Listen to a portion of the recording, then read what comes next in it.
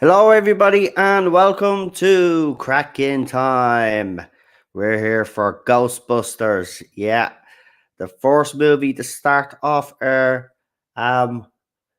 whirlwind watch-along marathon of Ghostbusters. So this week we got Ghostbusters. Obviously, next week we'll have Ghostbusters 2.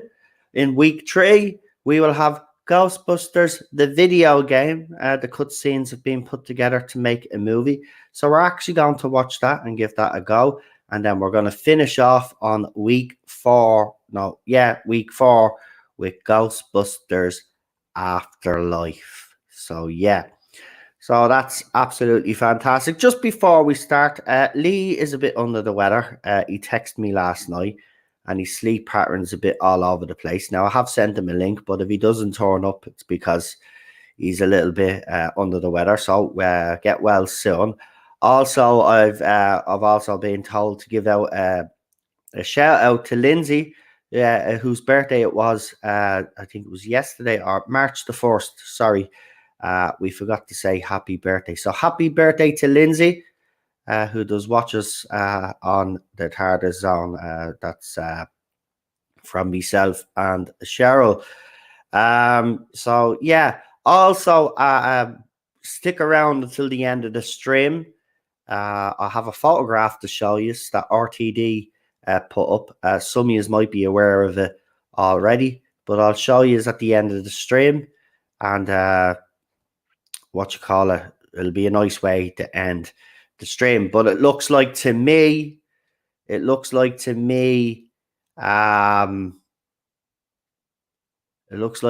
filming is going to be happening very, very soon, because he's outside Bad Wolf Studios. The photograph was put up on his Instagram account. It seems that his Instagram account is more active than his Twitter account. I might need to get my ass onto Twitter, actually, or not onto Instagram, and follow his account and stuff so I can keep up to date. But he did throw up a photograph today, which I'll show you at the end of the stream. So let's bring on our panelists. We're supposed to have Melina joining us as well. But I haven't seen a response.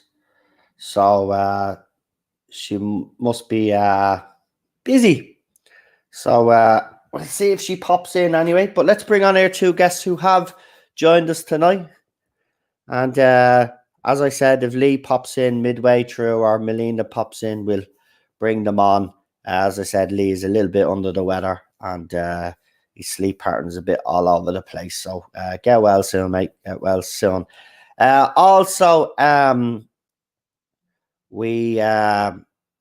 myself and Melina were looking. We got a potential name for Alpha Omega.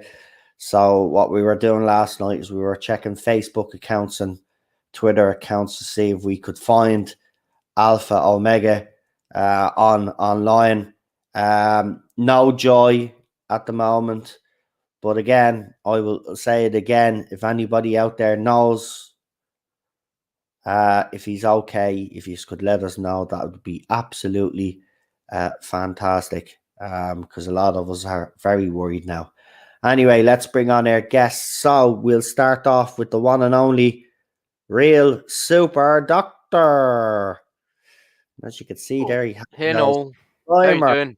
Not too bad. And there's his Slimer artwork. Yeah. Nice one, nice one. Our next guest, who's joining us, he didn't think he could join us, but I sorted that out, so he's here, and I'm glad he's here for it because all the movies are there as well. So if he's going to be joining us, that'll be great for the whole lot of this. It's the one and only PD Rich, who actually has the Ghostbusters game. I don't have the Ghostbusters game now. It's on PlayStation 4 now, and they've actually digitally remastered it, and it looks absolutely amazing. So I'm waiting until I actually can get the funds up to buy the game. But PD, you have the game, so I want to ask you: is the game worth buying? I'd say it is. I love the game. The game is brilliant. It just ties in with the film. It's one of those things. It's like a perfect sequel. Right. It just works. It's a bit slow at the beginning when I first started playing it, but when you start getting back into the Ghostbusters world, you start realizing, hang on a minute, that was in the movie. Hang on, that's a line from the movie. Hang on, I get what you're saying. Fall back in. It'll just pull you back in. Yeah. There you go, my Abby. Obviously, we're watching the Force movie. When we get to the second movie, I'm pretty sure there'll be plenty of debate about that one. Look, I have a soft spot for the second one. I know it's not the greatest, but look, yeah, you know, there are a couple of things in it that I don't like, but overall, it's a solid movie. But it just felt like rinse and repeat to me. Yeah. When the second one came along, just with a bigger budget, you know, which is a shame, really. You are never going to catch the same. In fairness, though, the second one does keep with the tone of the first one. They try to do that. You know, they got pretty close, but it was just. It was just, the ending for me. It kind of. It was the ending. Yeah, for me, that's what it was. It's all right when you're a kid, but when you see it as an adult, you think that wouldn't work. Yeah, but it doesn't matter. We will be watching it. We will be watching them all, as I said. Would you call what would you call a Ghostbusters fan? Oh, I don't know actually. What would you call a Ghostbusters fan? Here, let's Google that. Let's Google that and let's see. Hold on. We'll Google that now, right? And we'll see if there is a term for obviously Whovians or Doctor Who fans. Old school fans prefer Doctor Who fans. Whovian, I think they say, is a bit of an American phrase, isn't it, or something? It's one or the other or something like that. So, what am I checking again? Oh yeah, what do you call what is the Ghostbusters fandom called? Just Ghostbusters fan comes up here. Yeah. Is that all? Yeah, just Ghostbusters fan. Just a GB fan or a Ghostbusters fan. Well, there was nothing in the past that said that there was any kind of a term for a Ghostbusters fan.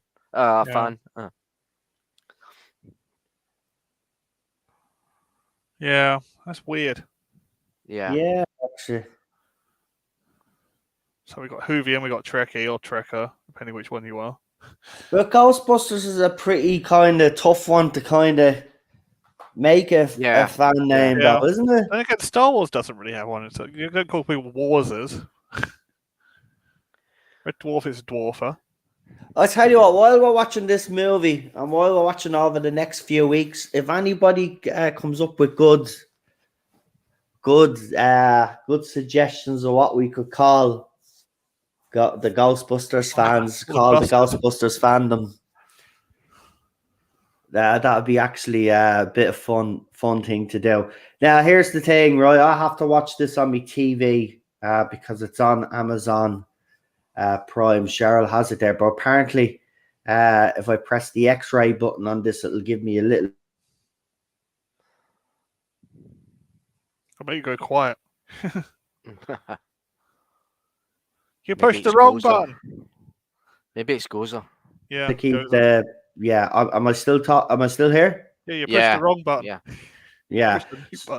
So if I press that button, obviously I get all the trivia up and stuff like that. So what I might do is while I'm watching the movie, I'll be muting myself here, but then when the trivia comes up, I will, obviously pop in when I can and give you a bit of trivia, because apparently there's some funny trivia that you get when you watch these movies. For example, did you know that when Bill Murray got slimed, he had it in his contract that he wasn't to be slimed anymore? He actually hated it so much that he had a part of his contract. So Cheryl was telling me that because she's obviously she bought it, and all of the stuff, the trivia stuff was on it. Very interesting. So it'll be interesting to see what they actually say. So is everybody in the chat ready anyway? Let me know. You know what to do if you're watching along with us. We're watching the very first Ghostbusters movie. So if you have it available and if you're ready to go, please press 1 in the chat and we will get one of the lads to do the countdown, and then we will get used to all systems go, as they say, and all of that. And I decided to use the Cracking Time trailer because we haven't we used to use it for the movie streams anyway. So, you know, as I said, when some of the watch-alongs are finished, when we're completely finished them, I'll bring back the movie streams because I did enjoy doing them with John. So me and John will pick that back up again at some stage during it'll be before the end of the year, I reckon, because we're nearly finished Matt Smith anyway now at this stage. Yeah. Yeah, I remember we finished on the Titanic stuff, and that was it. But I thought that SOS Titanic wasn't worth doing a watch along to. No, not that one. No. I didn't really particularly. A Night to Remember is still the definitive Titanic movie. I don't care what anybody says. Like the James Cameron one is deadly for the CGI and the way he was able to bring that ship to life. And look, you'll never get any this from me. I just didn't like the romance element to it, but I could understand why they had it. But, you know, considering with the information that we knew about until obviously we know a lot more now about why Titanic sank. But at the time, with all the information that he had, I mean, that ship breakup is pretty close, I reckon, to the way it really did actually break up. Look, besides the song, I will, that fucking, not I will always love you, My Heart Will Go On. I couldn't stand that song. Even hearing it in shops, I just wanted to leave. Well, the weird thing about it is Celine Dion herself used to hate that song. Because, seriously?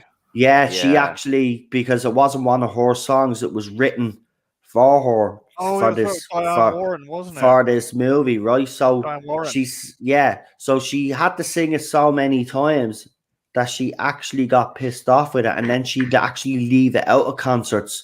But now she's now that obviously she's a little bit older now, she's come to appreciate the song. You know, she was already big before that song anyway. I mean, if anybody says, well, that song made her a megastar, I disagree. She was already a megastar. That made her a megastar. That was the song that really, like, she was known all over the world. Like, and look, I'm a Celine Dion fan myself. I love her stuff, right? But that song fucking pissed me off. Yeah. And she didn't like it herself. So, like, there you go. It's funny. It's funny how these things. But back to Ghostbusters anyway, because that's what we're here for. So, yeah, obviously, I was 5 when this movie came out. Yeah, I would agree about that. So, you know, I remember the first time I watched this movie, I was mesmerized. Yeah. You know what? I was just thinking about, you know, because I've been watching, as I said, I've been watching all the old movies and TV shows I grew up with, and you know, it's kind of sad because you look at the state. Look at man, you look at that site that I gave you, PD Rich. Look at the movies on that later on, right? And you laugh. The quality of movie. No, I'm serious. It's actually sad. Wait, you read some of the titles, man. Even their covers, right? Their posters, right, will indicate how bad the movie is going to be, right? Yeah. Just look at how bad cinema is right now. Oh, it's gone down the toilet, mate. It's in a dire state. Now and the problem is now, because of the model, the streaming model, they just want quality over quantity, and it's going to end up becoming like the sci-fi movie of the week. Yeah. Which we don't. I know. You know what I mean? To be like asylum films. Oh. Yeah. Asylum films are pretty bad. The worst. Titanic 2. Titanic 2. Oh, Jesus, right. I decided to actually watch that. Years people were telling me, no, you have to check out Titanic 2. And I was like, I'm not watching Titanic 2. I said, that's stupid. It's stupid. Why would you want to build a ship with the same name that fucking struck an iceberg and fucking sank? Why? Why would you want to tempt fate like that? But anyway, in fairness, that rich New Zealander, he's obviously, well, he's been building it since 2015, but then it stopped, and now he's building it again. So I don't know how far, but I'm just gonna say this, right? It's made in China, and as you guys know, most of the stuff that we buy is made in China, and as you know, it never lasts us pissing time. So I don't expect this to end well for this new version of the Titanic. But apparently, it's going to have all the latest technology and stuff on that. So in reality, it's not the Titanic. So yeah, it's just an imitation Titanic. Do you know what it is? That's exactly what it is. The whole, all of that. That's the only part right now. Obviously, all the other furnishings will be the same, but the bridge will be a modern bridge. But then they'll have a part where you won't see the modern bridge, but they'll have the old bridge there, so tourists can go in. But a ticket for this, allegedly, right, when it launches and all, is going to set you back $15,000 for a ticket. And apparently, when it's done and it launches, it's going to launch on the same day and take the same route that the original Titanic, the original Titanic went in. Listen, look, the ice warning technology and all is a lot better than it was back then and all of that. But you're only tempting fate if you're there. I think it's a little bit disrespectful, to be honest. You know, not building the ship, but going on the same day. You know what I mean? Now, if they stopped up, obviously, at the original wreck site, and they basically, you know, they paid homage and stuff like that, like they do to bring fairies out there, as you know, like every year in the anniversary. Like, if they do that, then that's fine, right? I won't have a problem with it. But you're gonna have rich, snobby assholes on this ship that are not going to care about the history of it, right? The people that died, all they're going to care about is the publicity that they'll get. They were on this ship because it happens to be with the name Titanic. That's it. But for me and John, who are really Titanic fanatics, we've covered loads of shit. We've even done a TV show, right? Yeah. We've done everything. Me and John, we fucking love that ship, right? For me and John, if we were on that ship, right, we'd be exploring that ship. We'd take photographs. We'd be like, you know, seeing. We'd be checking out the detail of stuff. You know, the grand staircase. Have they got the dimensions right and stuff like that? Yeah, you know, all of this other stuff. Is the cutlery the same? Is the menus the same? All of this. That's what we'd be looking at, because, you know, that's the part of it that we like. And at the same time, we'd obviously be remembering the people that passed away and kind of looking around and saying, oh, Jesus Christ, this is where, you know what I mean? But with these rich assholes, they wouldn't. No. They won't care about any of that. Wear it as a badge of honor. They wouldn't. That's what I mean. Oh, I was on Titanic. So, well, what can you tell me about it? Absolutely fuck all. I just went on it because it seemed cool. Yeah. You see, the reason is they built the Titanic Belfast is because they didn't want to disrespect any families on any of the ship itself. The ship's gone, and basically what they did was they built this 95 million pound kind of museum, and I was there about in 2012, 2013, and 2014. I was in it and explored it, and everything was done in good taste. I mean, it respected the whole of the Titanic saga to the very end. Yeah, it's the one. It's look, I have to go there myself. It's just, you know, Dublin people are a bit weird going up to Belfast, sort of thing. Yeah. So, like, I haven't built up the courage to go up.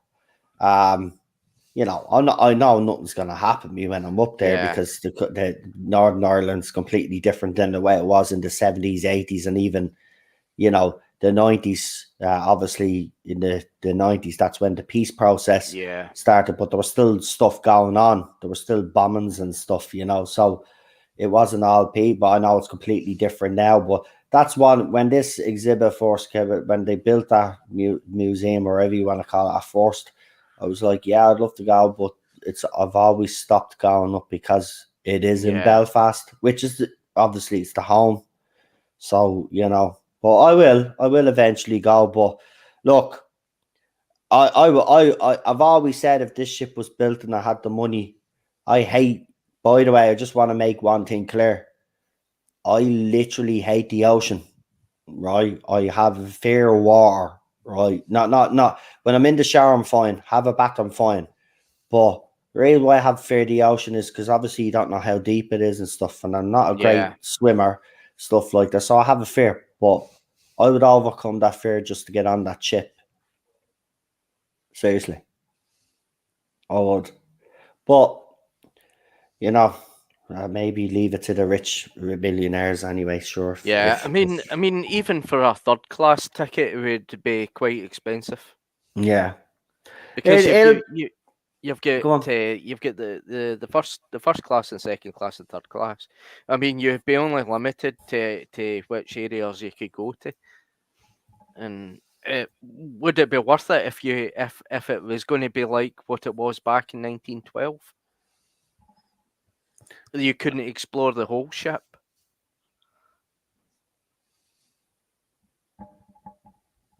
He died again. No, I'm here. I'm just. Oh, there you are. So, it's going to be owned by the Blue Star Line. Yeah. In Brisbane, Australia.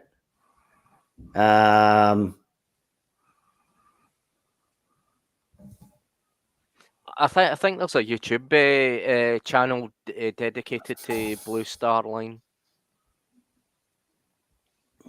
Thing about it is, he's been talking about this since 2012. Yeah. Yeah. Now they have built the frame. We've seen that clearly, but then he was investigated or something. He was being investigated or something, and then he had to put everything on hold. And I think it turned out he was innocent or something or whatever. But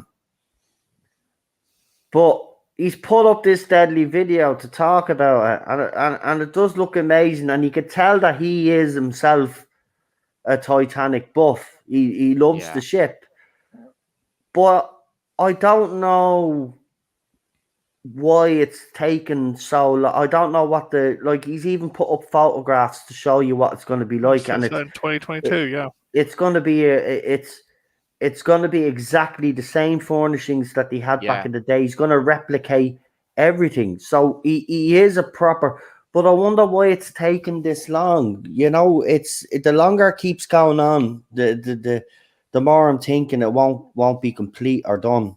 Yeah. But we'll have to see, man. We'll have to see. Anyway, let's get in. I think it's due to the shipyard where it's to be constructed, and I don't think they've got the room for to build such a vessel. Well, they should have. Harlan and Wolff is still around, right? They're not a proper shipbuilding company anymore, but they do still have experts working for that company. They could have told them, look, build it here instead. But he's building it in China because obviously it is cheaper. Chinese steel and iron is cheaper than it would be if you were using American steel or iron. Same with European. So look, I can understand because he wants to keep the budget as low. I mean, his version of it is going to cost 500 million. Sure, James Cameron's replica that was 1/3 the size was that price. Yeah. So this is what makes me worried about it. Like James Cameron built a replica that was literally nearly the same price as what your man's building this one from. It kind of, But look, let's get into Ghostbusters anyway. Yep. So is everybody in the chat ready? I do see wands. Is there any more wands? Is anybody else watching? If there is, please press 1 and we will get into this now. I want to actually calm down the volume at the start of this until I get there. See if I can get away with it.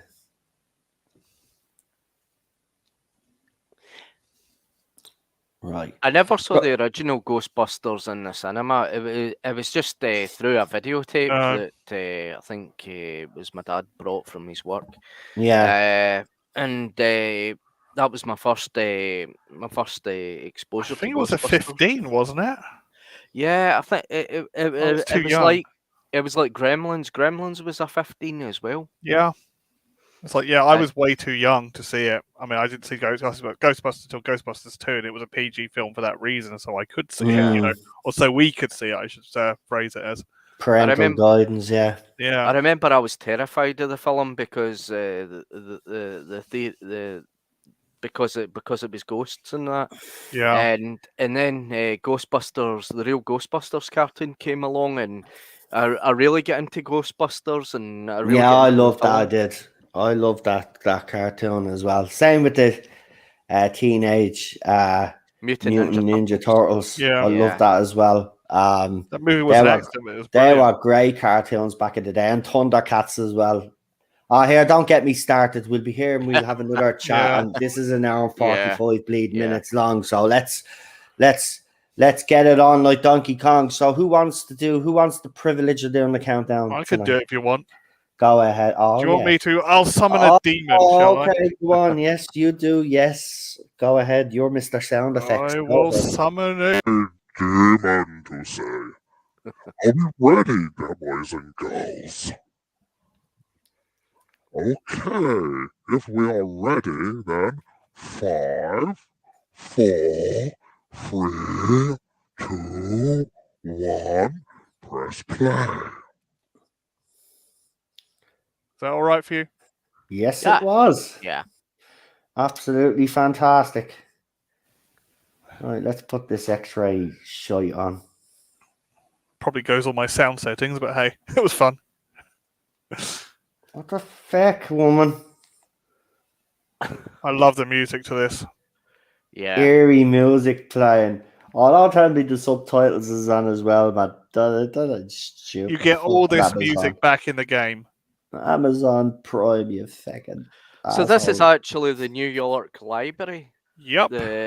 And it's still all the rooms are still there and all that, but it's mostly taken over by laptops and computers these days. And you can get into the library for I think it was taking a look around and all that, but you have to go with a curator. Yeah. To kind of look through it. It's kind of a bit like a museum as well.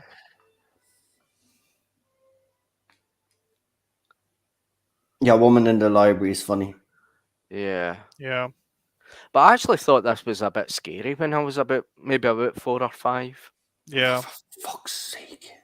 You gotta remember, like, Dan Aykroyd is into the occult though, really heavily. So yeah, he's gonna put a lot of stuff into it. Right, I might be a few seconds behind just. Yeah, it's just a Pride Brown walking down the corridor. Oh no, I have her walking down the stairs. That's all right. Okay, that'll do. The reference card's going crazy. Right. Yeah, I'm a few. Yeah, because the fuck this crap on the screen. It literally. This is what I hate about Amazon. Right. You're playing the movie, right, and the subtitles were coming up. So I went up to the to turn the subtitles off, but it pauses it. Yeah. Like, Jesus. I think that is absolutely well done. The visual effects, the right. Have the cards flew out of the yeah. We're on the Ghostbusters title. Right. Well, hold on. Then use our few. See if I can bump it up a little bit. Right. She's running now. Yeah. Neighborhood. There's the music. Yeah, strange. From Ray Parker Jr.'s theme, yeah. Who are you gonna call? Ghostbusters. There's something weird, and it don't look good. Who are you gonna call? Venkman Burning Hell. Could you imagine people watching that in the cinema for the first time, not knowing what they were about to watch? Yeah. Seriously, man. Peter Venkman's a sadist. Yeah. Oh, but if you watch Ghostbusters, like Peter Venkman because same here. But I have to say, right, the end of Afterlife, you have a couple of cutscenes, folks. Yeah. And there's a little throwback to this scene, which is brilliant. Yeah. It's weird how you can connect with Peter Venkman because he's a kind of ladies' man. He's like your sexual appetite and for women and that, and you can understand that. Yeah.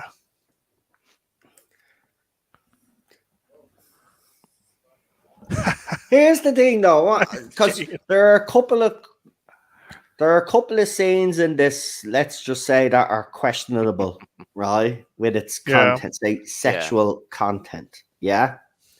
Now, when this was released, because I was 5 only, so if there's anybody that's a little bit older in the chat, even, or if one of you guys can tell me, I'm not saying that yous are all, I'm not trying to slag yous around. I'm asking a genuine question here, but I got it right. Was this classed as a family friendly movie, or was it aimed towards the adults?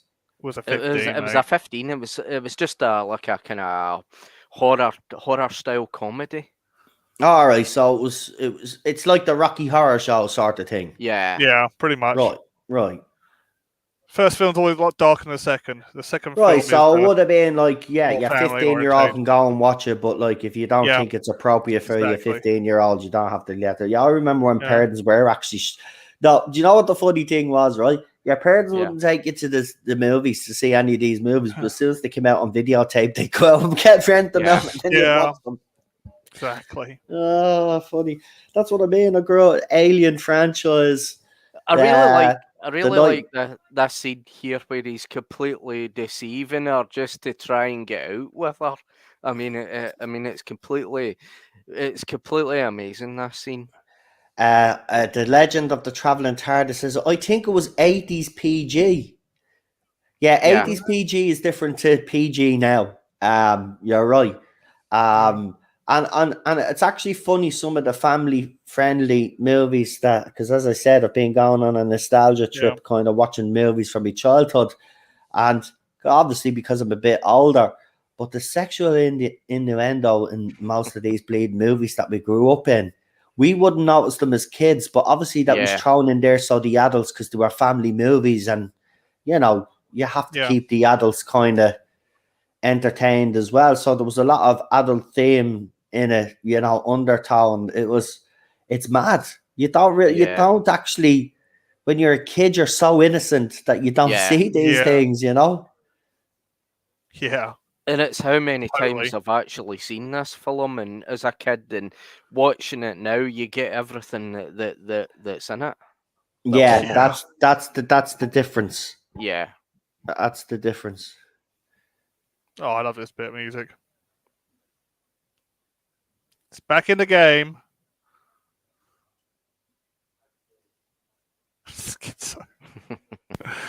Oh, I'm at the part where he's talking to the blonde girl again. Yeah, I'm at that part. 8 o'clock. He got on the floor. Why is this Amazon Prime? I'm noticing as I'm watching this, the screen keeps. It's on widescreen, right? But the two black lines keep moving, and it seems very fucking shaky. And I don't think this is a digitally remastered. I think this is the original version because it looks very bad. Yeah, it's very grainy. Can I not actually improve the quality of this? Did she just buy the original, or did she not get the HD version? I recently bought it in Blu-ray, and it came with Ghostbusters 2 and Afterlife, and even the one that's in Blu-ray is very grainy. Yeah, it's not a very good master. Yeah, I was told it's the same with the Doctor Who ones, the season 19 ones. They're very grainy. Yeah, the thingy, what was it? The Bob McGann movie was just an upscale. It wasn't even a remaster. Yeah, awful. The Legend of the Traveling TARDIS says, I think we knew, we just didn't care at that age. We wanted to see ghostbusting and comedy later in life. We wanted to be the gatekeeper. Winky. Did we forget that dream sequence of Dan Aykroyd about to get his rocks off on a pretty ghost in bed? No, that's the scene I'm actually talking about. That's what I mean. As kids, like, you're innocent. Yeah, you're kind of right. I think we kind of, we're kids. We're not stupid, I suppose. Yeah. We kind of did, but we kind of were like, yeah. I say there were some kids, Mommy, what's that ghost doing to your man? Yeah, you'd get something be questioned like that, and obviously parents, it'd be very embarrassing for the parents to answer what's actually going on. But nah, look, I mean, this movie is a cult classic in my opinion. But cult classics are normally cult classics because they're not very well done. I mean, look at Flash Gordon. It's probably the most corniest, cheesiest movies, but it's a cult classic. But this is different. The comedy in this is just, it's well written. They're geniuses, and I don't think, in fairness, they weren't able to replicate it in the second movie. They got everything perfect in this movie. Dialogue, the banter, the comedy, timing, everything was perfect. I'm not saying it wasn't comedy timing wasn't perfect in the last movie, but it was kind of like rinse and repeat. As I said, it didn't have the same impact. True. But I still have a soft spot for that second movie, and I'll always like that second movie. But here's my order now. It's Ghostbusters, right? Ghostbusters Afterlife and Ghostbusters 2. Yeah. And the other one doesn't exist. The other one doesn't exist. I don't even mention the other one. Look, don't even talk about that. Listen, if people out there did enjoy Ghostbusters 2016, fair play, right? Yeah. The problem I had with that was that fans of the 2016 version do what they've done in Doctor Who fandom, Star Trek fandom, and every other fandom out there, Star Wars, right? What did they do? Attack original Ghostbusters fans, right? Then the cast, right? The female cast, they even came out with some interviews and comments that didn't do them any favors either, right? So look, I just refer to that one as a weak parody. Seriously, that's all I do now. Look, it's the thing that annoys me is Paul Feige, wherever his name is. Feige. He was moaning when the trilogy was announced, right? He wanted his one part of it, but he's always maintained that his one was a separate universe. Exactly. Right? Now, I don't mind that, right? Separate universe, not my cup of tea, right? Yeah. But they burned a lot of bridges, Sony did, when they did that movie, and they allowed all that rhetoric to go on. But I think they did make amends in a big way with Spider-Man for starters, and then they followed it up with Ghostbusters. And remember, Sony are involved in Cobra Kai as well. Yeah. So for me, Sony seemed to be getting a lot of things right lately. Yeah. You do see this ghost again. That's all I'm saying. You see her again. Yeah, 26. Look, even the comedy. Someone has done a great YouTube video. I can't think of the name of the YouTuber, but he does a side to side comparison of the original movie and the comedy elements in that movie, and then he shows the comedy elements in the 2016 version. And in the 1984 version, you'll see how natural it is. Yeah. And then you'll see, but it's a different style of comedy. And then you see the 2016 version, and the comedy seems to be very, what's flat. The word? Not just flat, but kind of commercial, so if that's the right word. Over commercial. It was crass comedy. It was done for laughs. Like, I mean, the part where she slaps your woman in the head and she does the Exorcist line, that's not funny. I'm sorry, that wasn't funny. The part where she's on the dance floor with the thing on her yoke and she's got the phone, I thought that part was funny. That was the only funny part of that whole movie. Right, because it was natural. It was funny, right? Yeah. But they tried that. I think the word I'm trying to use, they forced the comedy. Whereas, Dave, you've said it. They forced the comedy. Whereas here, it's more natural and it flows more natural. Because these guys obviously worked together before on Saturday Night Live and other stuff, so they know each other. They know the timing of each other's, you know what I mean, jokes and stuff like that. Yeah. So look, you'll never replicate this movie. Even Afterlife, even Afterlife will never replicate. But Afterlife was a different sort of movie, and few journalists have made that point. You know, yeah, it is a different tone, but it needed to change. That's the point. It added something to the franchise while giving us something new, right? So, I mean, I like Afterlife. It's up there. Look, it's. Yeah. Look, if Ghostbusters, the original will never be beaten, right? But I have to say, I think Afterlife is pretty close, but I'll give it second because, you know, this movie is just this movie is more. I have more of a connection. Yeah, to this. It's like a masterpiece. This movie. It's a work of art.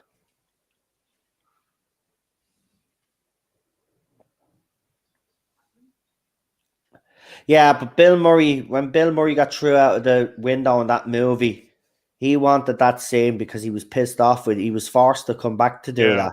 He didn't want to come back for it, but he had to. So that's why I think with the cast they didn't come back as the original characters. Yeah, and they took the piss because they weren't taking it serious. Look, they didn't even want to be in that movie, but they were contracted, so that's just the end of it. They had to be. But look, when Bill Murray doesn't like Anton, right? Same with Garfield. Look, he's Garfield performance, right? He's great as Garfield, but he says he fucking hates that movie, right? I say Ghostbusters 2016, even though he's only got a cameo, I bet you that's up there as well. It's probably number one now. Yeah. He hated doing that. He spoke about it. He wasn't even afraid to come out and say that he wasn't a fan of being in this movie.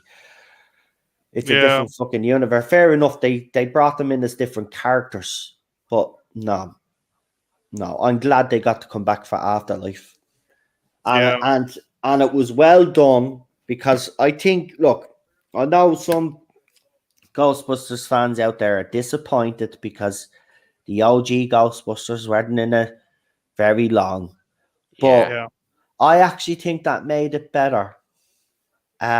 Because when it came to the scene where they turn up, you get very emotional, very bloody fast, especially when, if people still haven't watched it, I won't say, but something happens directly after the Egon's granddaughter is shooting her proton pack at Gozer, and then something happens, and it's probably one of the most beautiful cinematic pieces. Seriously, that scene is just, I cried like a baby, man. I cried. I'm just gonna say we will be watching it in 3 weeks' time. Yeah. So it was join us for that. Dave, it was Dan Aykroyd who came out and said on a British podcasting network how bad it was. Yeah. So it was Dan Aykroyd who dropped them in the end with Ghostbusters 2016. Apparently didn't film scenes that he recommended they film, didn't do this, didn't do that. I mean, Dan Aykroyd was like one of the people behind the original Ghostbusters. You see, the problem was Paul Feig that had to get this film under into production and that, and it was basically a kind of a war between a lot of them and Sony and Amy Pascal and that, and they pushed forward they pushed forward for the 2016 movie, and basically it was just all kind of cobbled together, and it was all. Yeah. Originally, it was going to be Ghostbusters 3 with Reitman. Yeah. And then Pascal go, no, give it to Paul Feig. It would have been better if it was a kind of sequel to Ghostbusters 2. It really would have been. But unfortunately, that they decided to kind of go with a kind of reboot. Yeah. And that's what angered a lot of fans. It wasn't the fact that 4 women were playing Ghostbusters, because 4 women can be Ghostbusters. Nobody's saying that women can't be Ghostbusters. Yeah, you're right. Yeah, that's the thing. But the thing is like, all we were asking for was, okay, bring in some women into the mix. Yeah. Yeah. But have a couple of blokes there. But look at the Afterlife Ghostbusters now. There's 2 girls. Yeah. And there's two boys. No, 3. And it was absolutely 3 boys. Brilliant. And it was great. It was great. And that, what's our Mackenzie Grace? the young McKenna actress. She Yeah. fucking stole the movie, man. And she's the lead.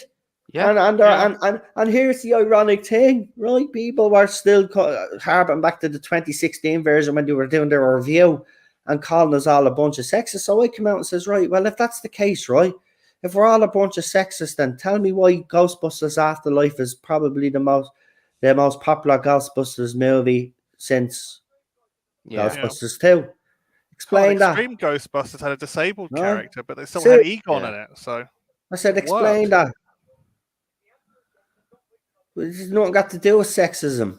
Yeah. See, this is the usual stupid crap that they come out with. Oh yeah, it's all There's coming out nothing with to Lord do of the with Rings that. at the moment. It was got to do as soon as the actresses got it, and there was the first bit of criticism that was an all-female. They came out on the defensive and they start saying stupid stuff. Stay puffed. Yeah. Instead of saying, okay, we understand that you are a little bit upset, but we'll do our best. And that would have put a lot of the fandom at ease. And fair enough, the movie would turned out to be shy anyway, and we would have hated it. But at least the actresses then. And here's the thing: Leslie Jones still to this day won't give it up. She recently said something when Ghostbusters Afterlife was coming out.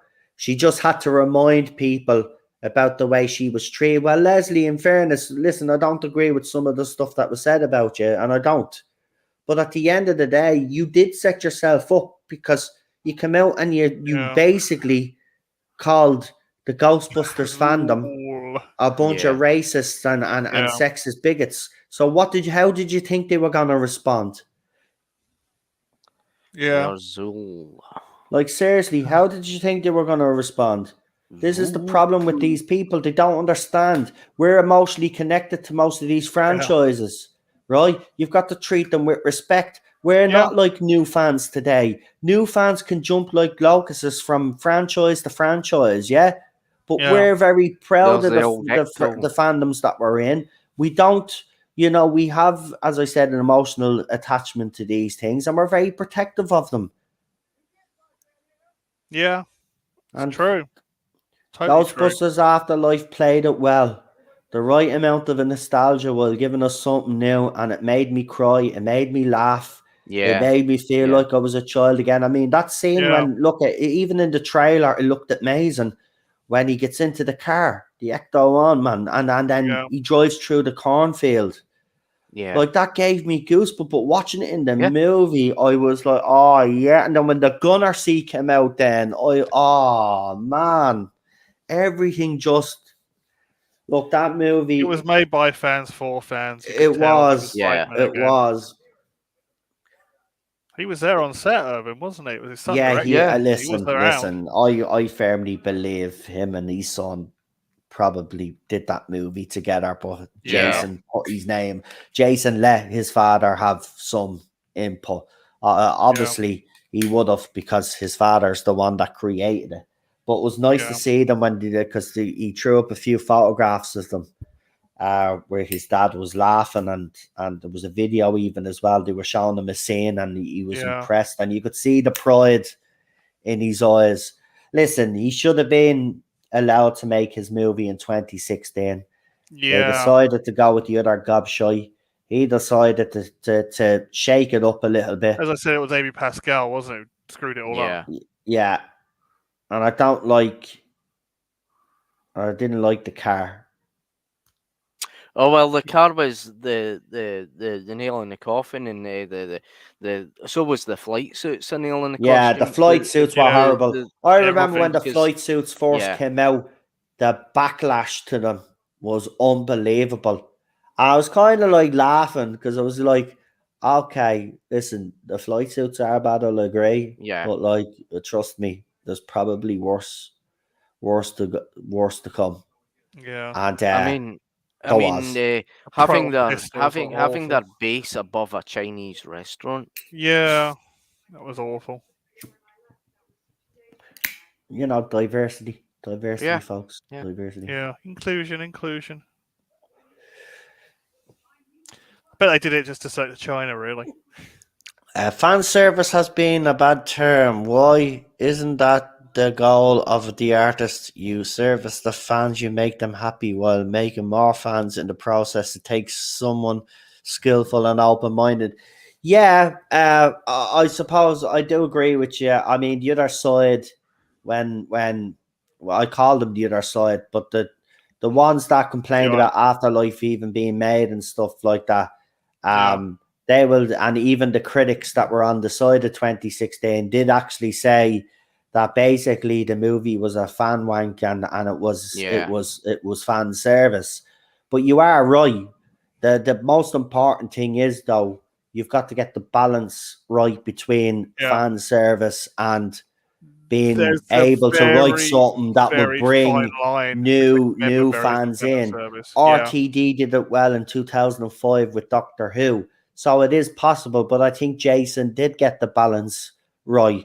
And that's why I'm kind of glad that the OG Ghostbusters in Afterlife weren't in it that much. I think it was the right amount of screen time for them. And I mean, as soon as Bill Murray opened his mouth, I mean, you could even tell, even the dialogue, it was classic Ghostbusters dialogue. Yeah. It was just brilliant. Yeah, it was just brilliant. Yeah. As I say, sorry, Noel. No, go on. There's a very fine line between member berries and fan service. If you get it right, it's good. If you get bad, it's terrible. It's just, remember this bit, remember that. It's not like Star Trek 2009, if you know what I mean, or Into Darkness, which was even worse. Remember Tribbles? Remember Khan? Remember this? Oh. With Ghostbusters, it has to have some kind of continuity, like the car and that, and the costumes, the proton packs, the ghost traps, and the fire station, the characters, and all that. But I thought the Ghostbusters coming back in the end was just like a cheer moment.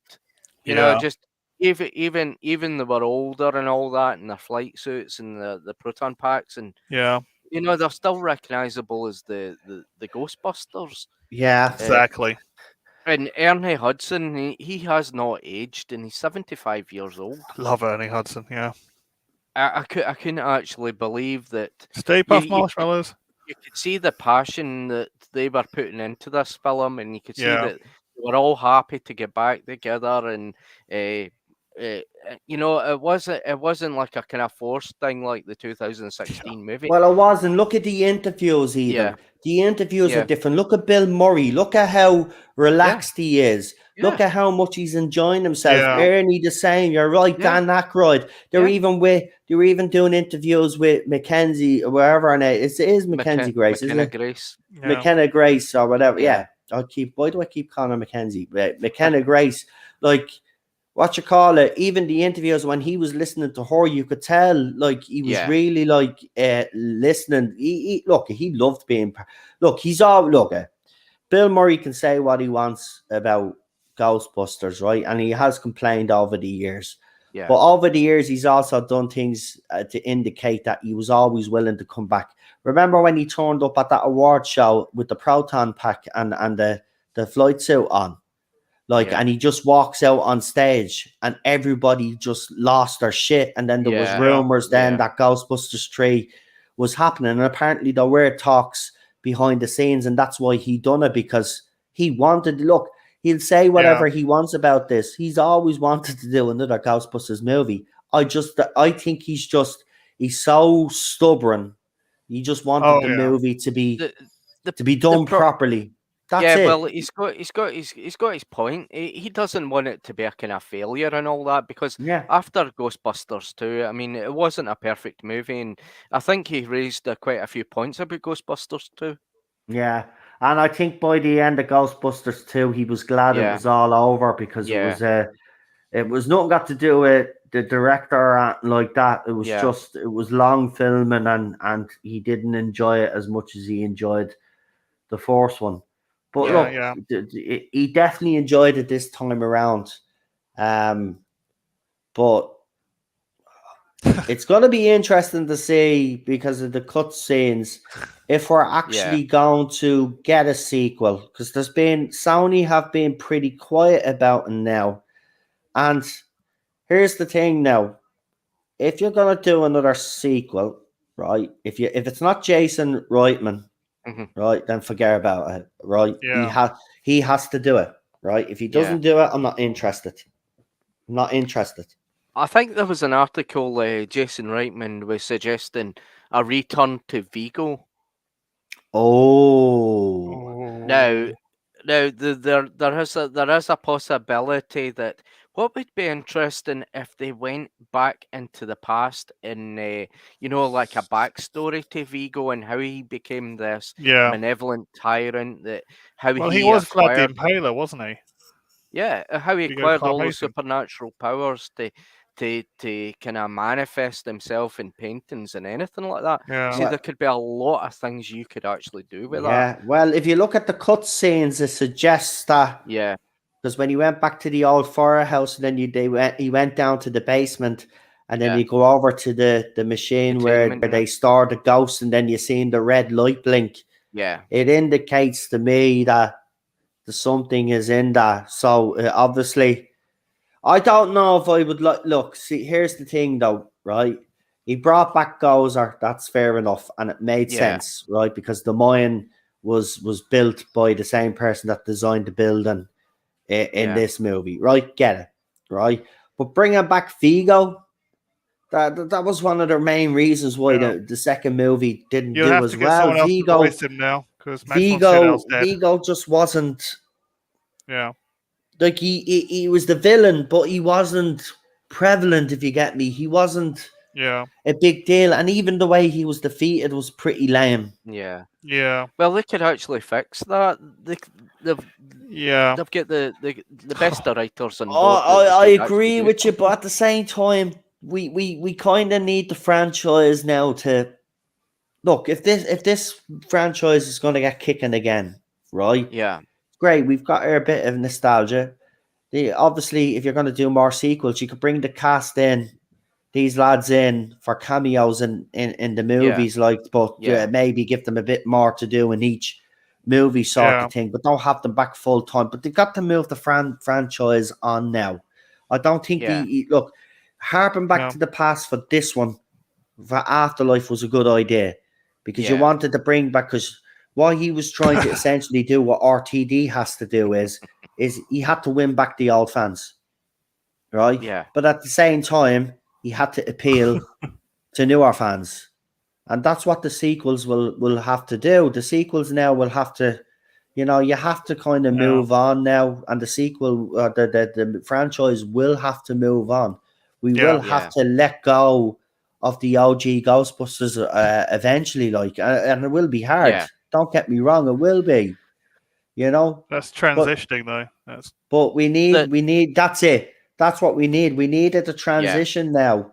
If Ernie Hudson suggests that he could play a big part in the sequels. Look at. If he's big part and he's training new Ghostbusters, he gets the lads in to train new Ghostbusters. If they're not going to go with the kids, which I think would probably be a mistake now, to be quite honest with you, because I think those young kids stole the show. Here we go. Yeah, I know. See, the problem is, I don't think that Carrie Coon would be back, or Paul Rudd would be back, or Finn Wolfhard would be back, but we just don't know at this point. We really don't. The one thing I was disappointed was there was one cameo that wasn't there, that because it was rumored and then it never happened, and I'm pissed. It was Rick Moranis. Yeah, it was his cameo. That was the cameo I was really looking forward to. Yeah, he's retired though, isn't he? I know, but he came out of retirement. He came out of retirement to do that ad with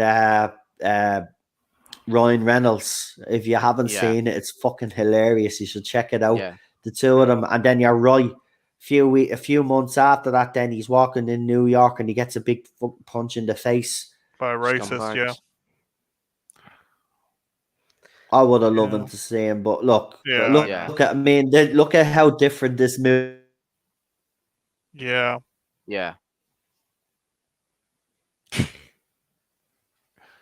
I just love it. I don't really know how to use the equipment. That's what I love about it.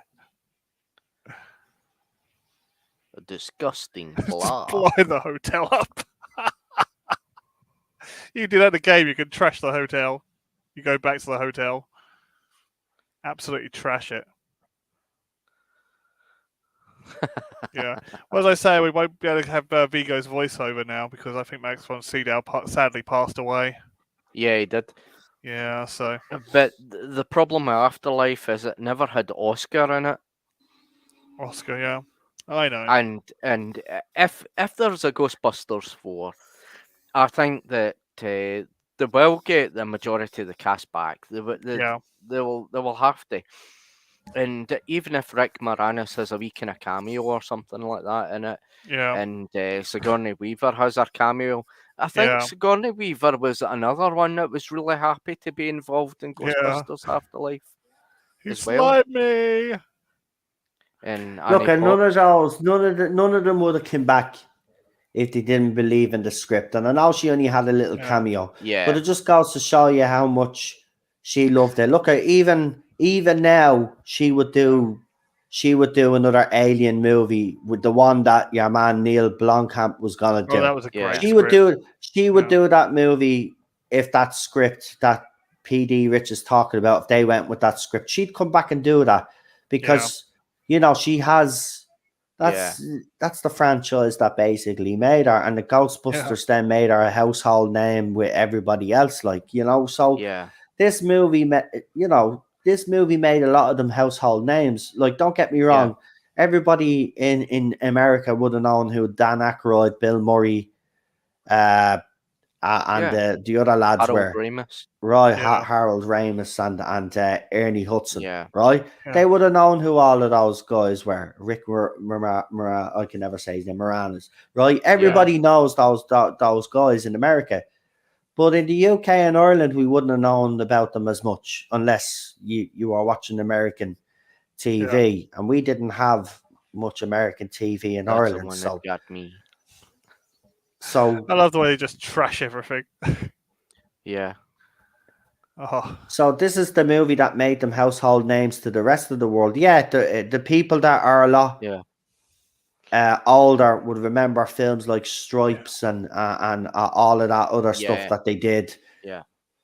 Don't but cross Ghostbusters, this movie was my introduction to them.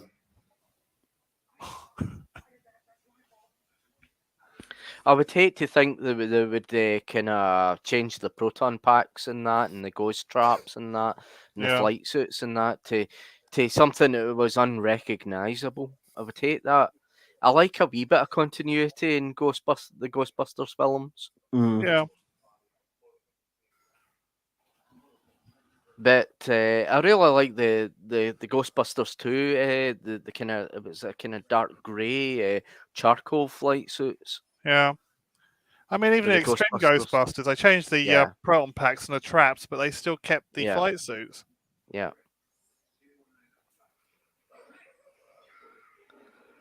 Yeah, unfortunately, we can't throw the movie up on the screen. So what we do, so people don't get bored, is we do talk a lot while we're watching. But that's just to keep everybody entertained, so they don't fall asleep while they're watching us. But it is a pity that movie companies and studios that make TV shows don't actually let you review them while you're watching them on YouTube and showing it to your audience, because it's promotion. There's a rumor right now that there's going to be a Ghostbusters TV series. See, I don't know how I feel about that now. I mean, like who's gonna be who you gonna get to be in this Ghostbusters series? How is it gonna connect to the original movies or to the franchise? And because I mean, you can't just have people turn up in a TV show. Oh, here's the new Ghostbusters, but there's been no backstory or the original cast haven't showed up to kind of ease us in. Look, if they do it properly, anything's possible. Yeah. I don't know how fans would feel about a TV show. Would they prefer a TV show over movies? That's the thing. Yeah. Yeah, problem is would they want one contained story in a movie, or would they like a weekly show where every week they're busting ghosts, but there's a kind of a Scooby-Doo mystery to it sort of thing? Yeah. Or they could do it like a kind of way like Doctor Who does it. They could have a story arc. Yeah.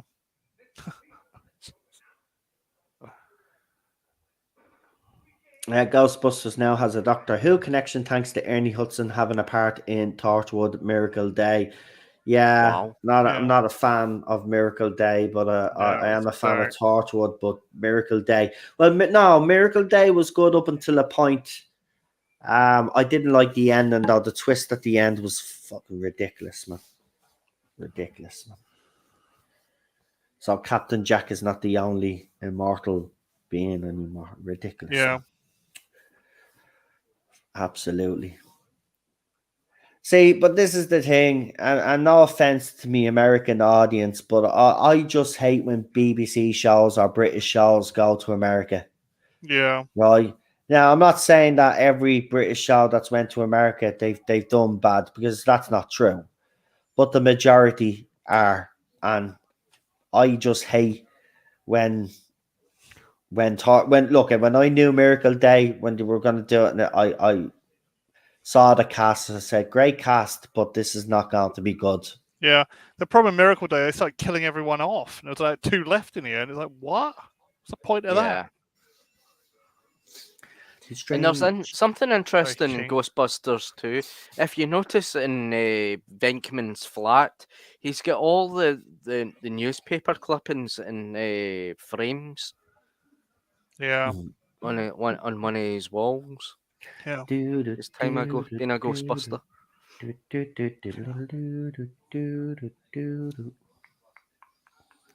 Larry King. Yeah. Oh yeah. When he actually had hair. I mean dark hair, I should say. Jesus, man. Larry King, man, he stayed on TV a long time, didn't he, man? Yeah. Oh, yeah. Whether you loved him or hated him, like, you got to give it to him to have that much staying power and to become one of the biggest hosts or interviewers in America. That's an achievement. Yeah. Oh, yeah, that's a point. But yeah, he passed away, didn't he? Yeah, Larry King's dead. I think so. Yeah.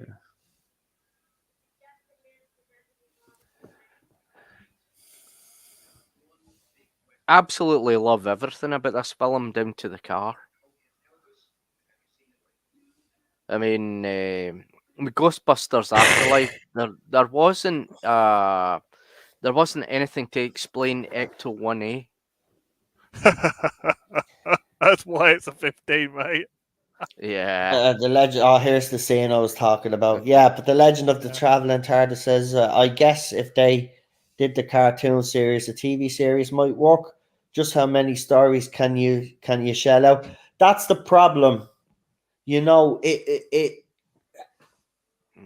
would have to find a clever way of, because you couldn't just have this new guy just going around every week busting ghosts. There would have to be something more to it.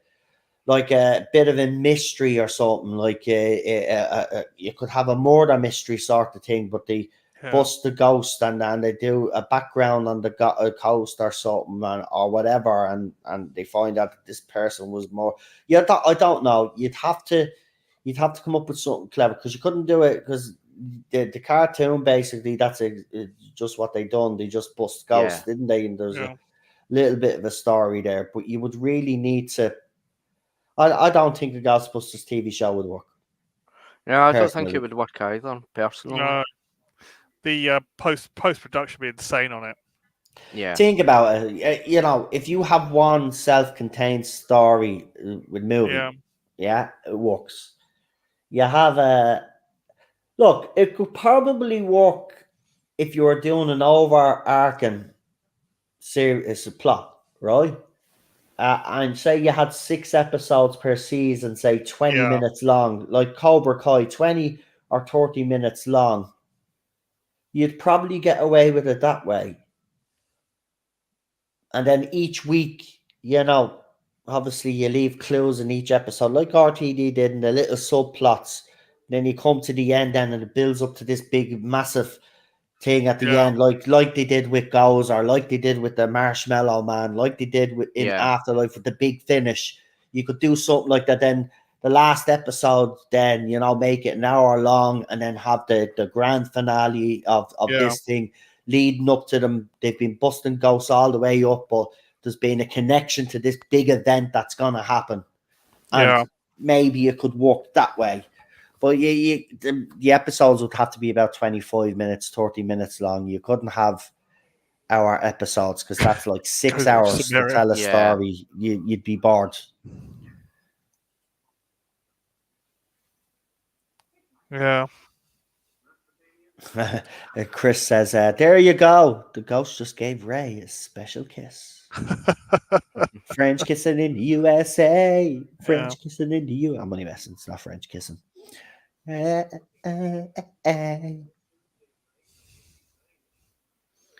it's great in Ghostbusters Afterlife. You can speculate in their relationship between Dana and Peter. They're married now. Well, it's quite obvious. Yeah. In fairness, the chemistry between them all, though, you could tell that, even with Bill Murray being a bit of a let's be honest about it, he can be a bit of a grumpy man, right? I'll be generous, right? But they seem to all have got on very well in this franchise. Even for the second one, you could tell, even though it wasn't as good, they were still having fun. Except for Bill, you could see in his face in some scenes that he just didn't want to be there. I think he chilled out halfay through filming. Yeah. Well, with this I think that Ghostbusters 2 just didn't give Bill the freedom to do more comedy. I think. Yeah, I think that's I think in this one there was more freedom of expression with their comedy. Yeah. In the second one, it seemed to be more restricted or toned down. Which you can kind of understand the company wanting them to do that, because the first one obviously was a success, so they want to cash in. So they want to make it as accessible to as many people as they want. So when they do the second one, they have that in mind. Whereas what I would say is, look, there's the first one. Use that as your template, but improve on it, right? Yeah. But improve on it, and don't worry about bringing in fans, because you've already brought in fans with the first movie. Yeah, that's the problem. They always go bigger and better. Listen, sequels generally don't do well, but there are exceptions to the rule. Terminator 2, for example. Yeah. Aliens, another example of where a sequel, not better than the original, but has done well, is not a bad movie. That's what I'm actually saying. What else had you got? Obviously, you had Star Wars. But what was the next one after Star Wars? It was The Empire Strikes Back, wasn't it? Yeah. And then it was The Return of the Jedi. No, we'll leave that one out, because The Empire was not a great movie. Well, it wasn't the best Star Wars movie. The only thing that makes that movie famous is the whole Luke, I am your father. Yeah. Yeah. Which still to this day, I have to say, you never see that coming. No, that was that's one of the most that is one of the most iconic Star Wars moments, that scene. And by the way, I've just noticed the doors of the firehouse. It could be me TV, but they look like TARDIS blue.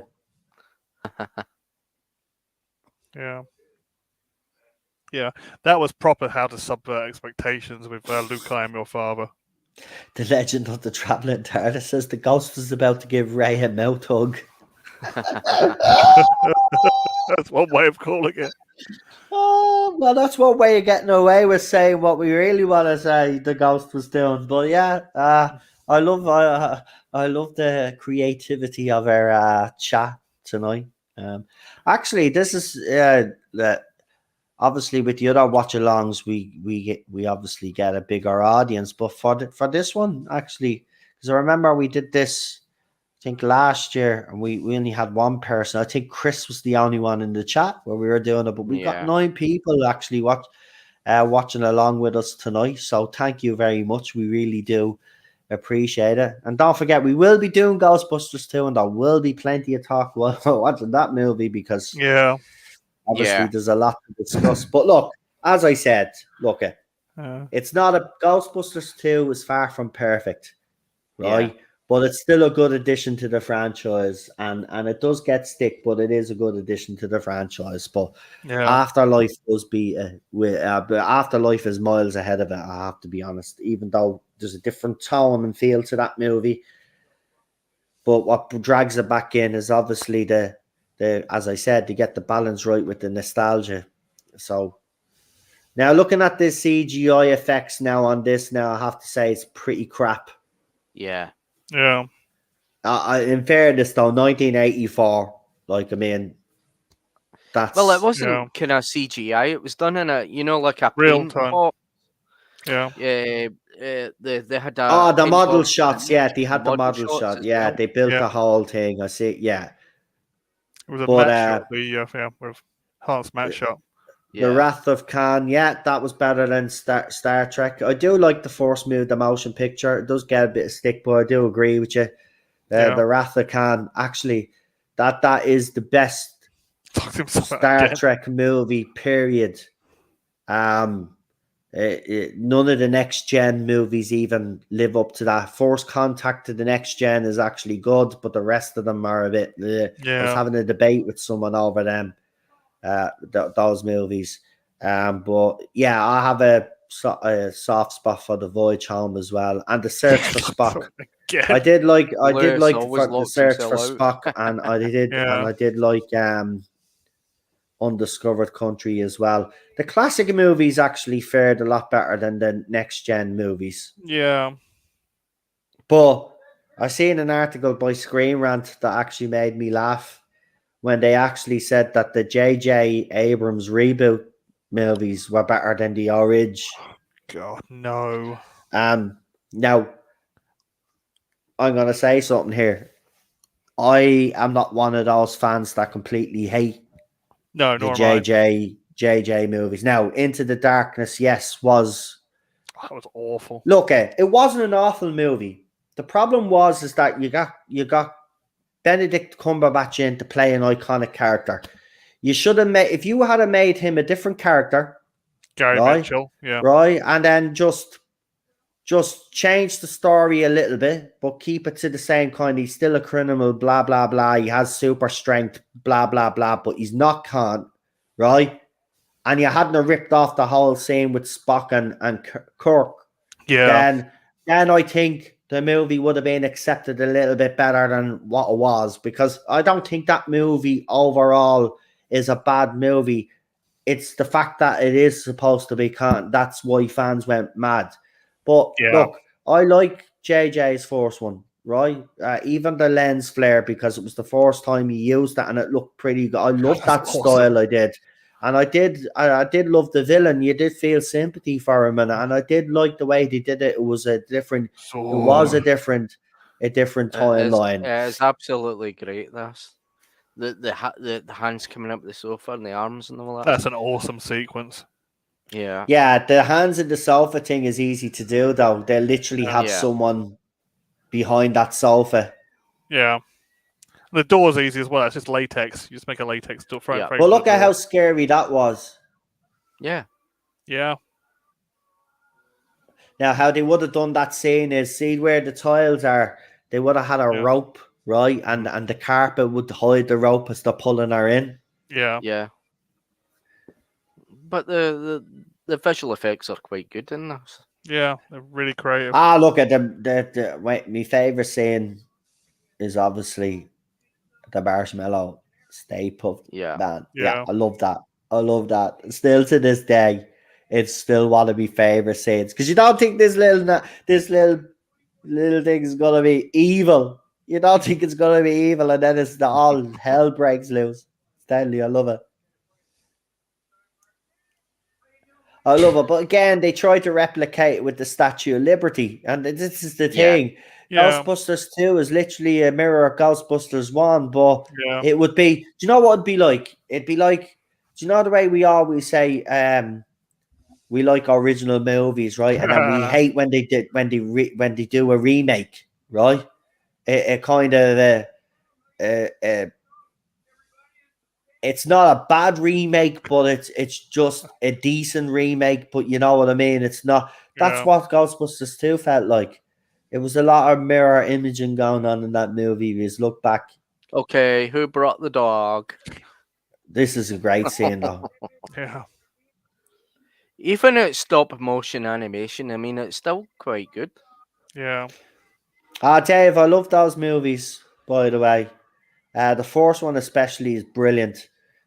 Second one wasn't too bad, but obviously by the third one you could see that she was very sick, and yeah, it's sad.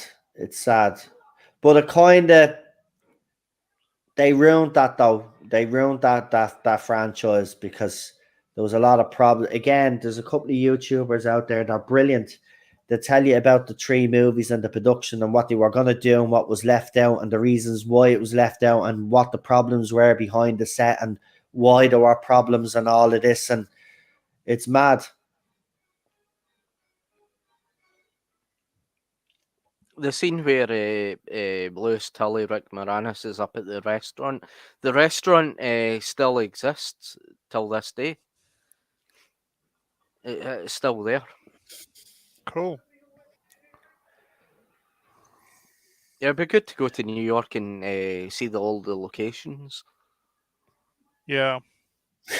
This is one of my favorite scenes where he's outside, banging on the window, and then later on he's gone over talking to the horse. I love him in the Honey Eye franchise. Well, the Shrunk the Kids and Blew Up the Baby. Now, Blew Up the Baby was a bit of a shit one, obviously, but it was still funny. It was still funny though, because he's funny.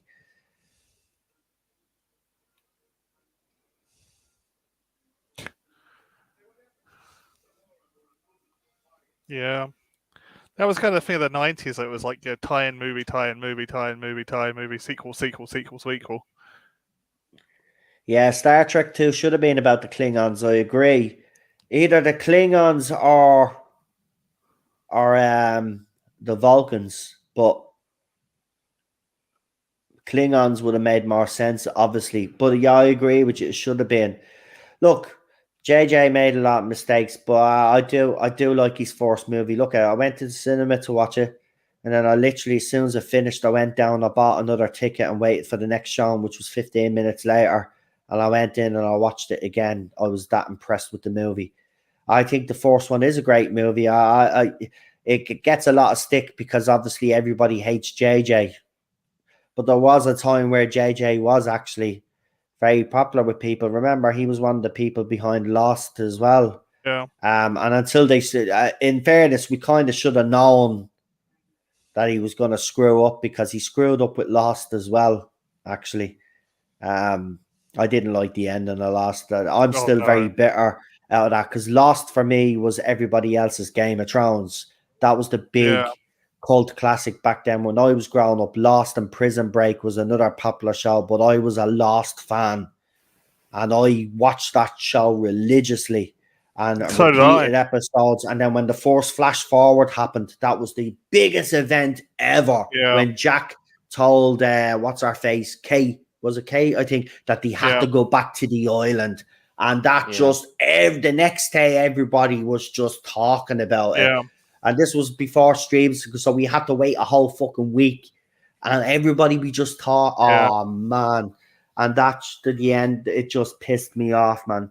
So they survived the first plane crash, but they didn't survive the second plane crash, which was fucking stupid. Why were they doing all the things with the blood test and the DNA and the babies and all of this crap? It didn't make the smoke monster. None of it made sense. But that's what happens when you do. JJ is like Stephen Moffat, but he has great ideas. Yeah. Right. And look good at while you're watching, but the payoff is never great. And that's what JJ did. I was very disappointed with Lost. Only Soul. It was actually Ivan Reitman that did the voice that. I'll be on and off. Have fun. Everyone says the legend of the traveling TARDIS. If you haven't subscribed to their channel, Christian. Please do. Melina does be on there as well. So go and she's check on the it other out. day. Yeah, I watched the stream that they had. Was it last night was it last night? Or was it the night before? I see my memory has gone so bad, but Yeah. I've been watching actually. I'm starting to go back now and start watch channels again because obviously, you know, there are some out there that are just not being negative all the time. Yeah. You know, I get accused of that, but it's funny. We do Ghostbusters, we do Doctor Who the weekends and stuff like that, and apparently I'm negative, but we do talk about a lot of good stuff here. Yeah, I'm starting to watch YouTube, Doctor Who YouTube channels again, and I've been checking these guys out now. Their streams for a good while now, but it's only recently I've been in the chatting away. Because you know me, I don't really chat to anybody. Actually, that reminds me of Doctor Who videos. Balstreck just threw up a new one about the delusions of Matt Stevens. Yeah. So if you haven't seen it, it's a shouty video. He hasn't done one in a while, but I know. Me and Cheryl literally, right? Because we were lying down in bed. We were having a bit of a nap, and I put the video on, and as soon as he said Muppet, yeah, me and Cheryl just laughed straight because she said that's a very non-Canadian thing to say, but he started coming out saying Muppet, and I was like, oh my god, that's so funny. But if you haven't checked it out, go and check out his video. It's a great video. You know, he basically tells Matt Stevens what we all, you know, have been saying. You're a bit of an idiot. Just stop talking now, mate. I think Wagner's just as responsible for that. Well, he's gone now, Wenger. Yeah, he's gone as well. Wenger's gone, yeah. Wanger, as I call him. He's kind of responsible for a lot of stuff that happened.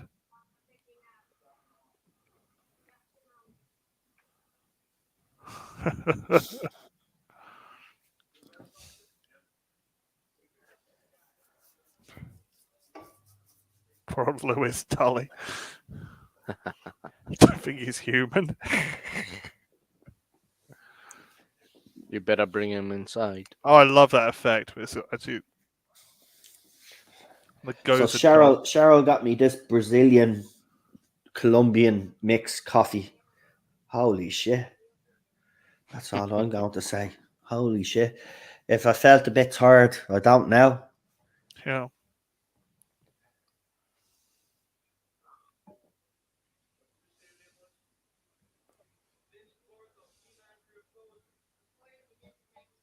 I mean, his facial expressions are just... Yeah. Yeah. He plays it so well. It's because he believes it. That's why. And I don't think he was originally supposed to be the person to play this character. No, if I read correctly. It was supposed to be John Candy. Oh. But John Candy turned it down, and Rick Moranis took it. Well, in fairness to John Candy, you know, yeah, if you think about it, you know, Rick had to do a bit of running and stuff in this movie. Yeah. And L. John, as we know, God love him, you know, he's talked about openly. He always had issues with his weight, and the sad thing about that guy is that people might know this, but over the years he tried so many things to lose weight because his father actually died of a heart attack, and he always had this fear that he'd go out like his dad, and unfortunately, that's exactly what happened to him. But he had that fear all the way through his career. John Candy was a very insecure man. He might have been confident. That's where he came alive on screen or doing comedy. But he was quite a shy man. I've watched stuff about him. I've seen his interviews. He does come across as shy. But for me, John Candy is a legend. Like, you know, grew up again. Uncle Buck. You know, Trains, Planes, and Automobiles, another movie. You know, he's even in Home Alone. You know, he's not in it much, but he's still in Home Alone.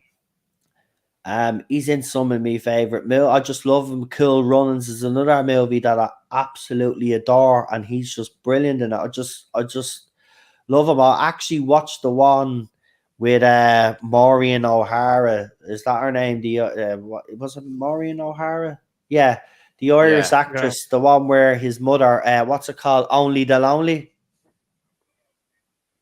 Have you ever seen that movie with him? I've never seen Only the Lonely. Well, his mother is Irish, right? And he's a cop.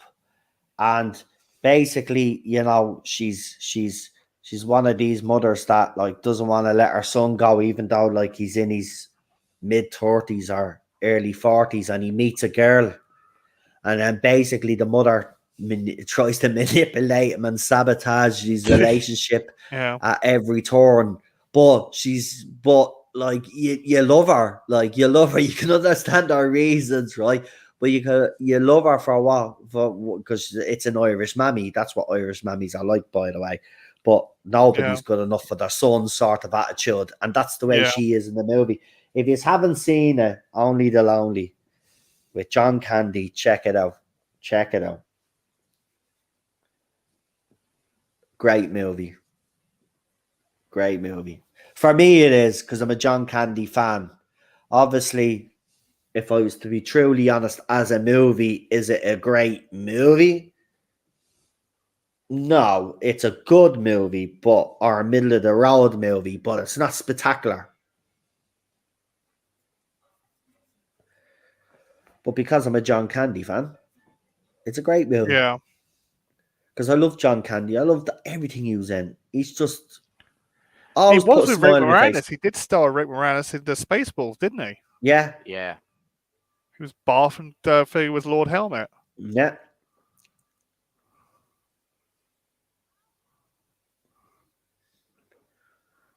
Legends they all were. Well, some of them are still alive. I just wish John Candy was still here, and Robin Williams. Yeah, the world is less a place without those two. Definitely.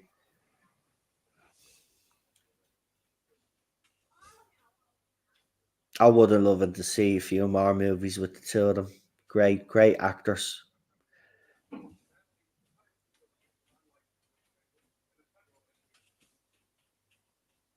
Great movies.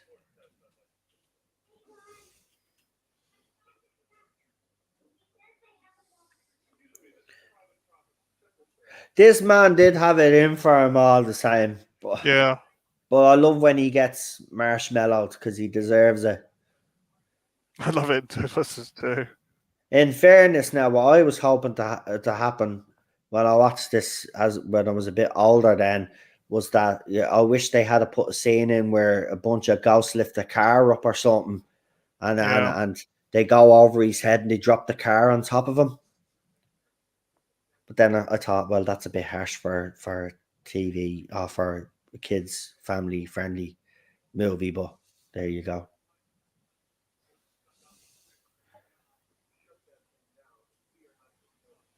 Yeah, he made some duds before he died, though. John Candy did. He had that Western, which didn't go down well, and I'm kind of pissed because, you know, if anybody deserved to go out on a high, same with Robin Williams as well. He got kind of caught up in that Night at the Museum franchise, didn't he? Which kind of, I hate when they do that. But there was even rumors that the studio wanted to do Mrs. Doubtfire too, and from the outset, apparently he was dead against it. Dead against it because he thought the first one was just good enough, which I agree with him.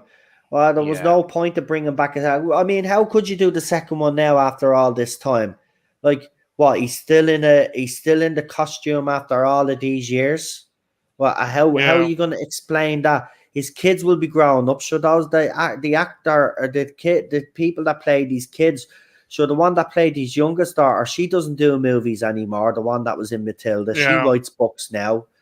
And the other two, they're a lot older now. So I mean, There's no way. I don't know how it would work. What, Mrs. Doubtfire goes undercover or something?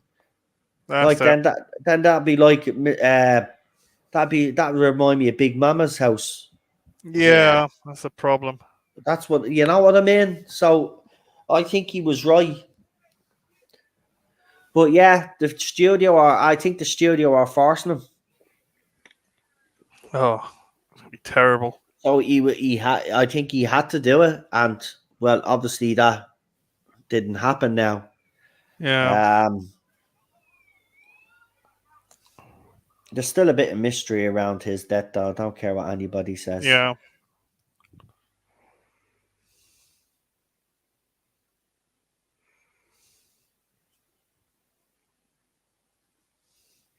It's a cool scene. Patreon very soon. Now, it's something that I didn't want to have to do, but I kind of have no choice because YouTube are screwing me over. So what I've decided to do on Patreon, though, is talk about stuff exactly like that. Conspiracy theories, murder mysteries in Hollywood, and stuff like that. I might even throw in a bit of Irish history to educate some of my American friends, because apparently, according to the show, the way they teach Irish history in America is god awful. So maybe I'll become a history teacher and let you know that saying things like bring back the black and tans, he's thinking that that's actually a good thing. Or when a bar in America literally had a drink called the car bomb. And then they had another one called the Bloody Sunday, because, Americans don't realize that actually those things that you are doing, it goes to show you that you don't understand Irish history, because the black and tans were not a good thing. Bloody Sunday wasn't a good thing. You don't name a drink after an event that killed loads of people. Yeah. So I'm thinking of doing stuff like that. Maybe a little bit of murder mystery. I might be able to even convince Cheryl to do a video or two. Maybe. So that's the plan. So if you are into murder mystery, Hollywood mysteries, stuff like that, and look, I'll be doing proper research and stuff, and it'll be on Patreon. So obviously I have to give you something decent. So that's exactly what we'll be doing. So bear with us. We're going to get that set up in the next few weeks, and then hopefully then I can finally sit down then and start thinking of designs for merch, because a lot of you keep asking me when are we getting our Teddy plushies and all of that stuff. So we're trying to look into stuff like that. So just bear with us, because Cheryl's she got her second job today, and now all of a sudden she's not feeling well. So first jab did it to me.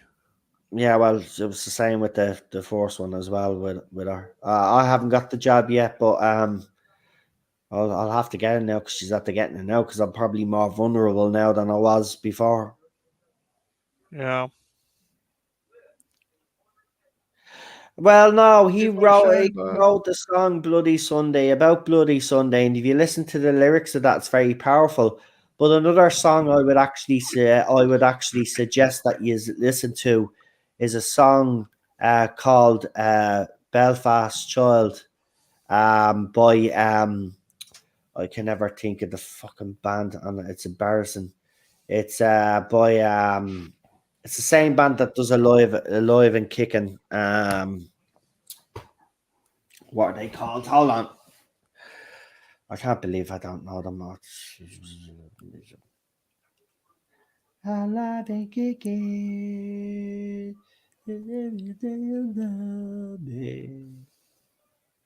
Simple Minds. So go and check out Belfast Child by Simple Minds. Then check out songs like Zombie, right? Check out any song in connection to what happened in my country, and even those songs will educate you. So when Americans because my wife will admit this. Americans seem to be oblivious to things around them in the world, and they say things without even thinking. So when you name a drink, Bloody Sunday, and you put it on your menu and you put up a photograph of it, and you're proud of this drink in honor of Irish people, and then you don't realize that it's actually, Bloody Sundays where a lot of Irish people died. Well, then it just goes to show you either ignorant or your educational system is bad. So that's why I might do a little bit of Irish fun way of doing it. Not fun way of doing it, but easy way of doing it. Not getting bogged down into all the details, but giving you an overview of certain events that happen throughout Irish history. People go on about enslavement and all of this other rubbish, right, and racism and stuff like that. But they don't realize is that my country was occupied for 800 years. 800 years. Do you hear us going around moaning saying there should be more rights for Irish people and this, that, and the other and all of this other rubbish? No. Do you hear us bitching and moaning about it? No. But we still remember and we still talk about it because, yes, you got to keep that alive. It's part of our history. But we don't go and make other people say, well, listen, because we were treated like this, you should treat us like that. Leave a fucking out. You don't hear us bitching and moan. We even have my favorite bit. Sorry. And by the way, for any people out there that don't understand how bad it was in this country, go and Google how many Irish people died during the famine, right? Well, and then you'll see what I'm actually talking about. Potato famine, yes, or plight as it was known as back in the day when I was in education. Has no dick system. I love that line. Sorry, no, that was the dick line. Oh no, that's what I mean. That's what's good about the comedy. Yeah. Look, even Bill Murray cracking himself up. Yeah. Yes, this is true. Has no dick. This man has no dick. I love that line. I thought the Ghostbusters 2 bits in this one. Well, he kind of deserves it. Yeah. Connor walks in.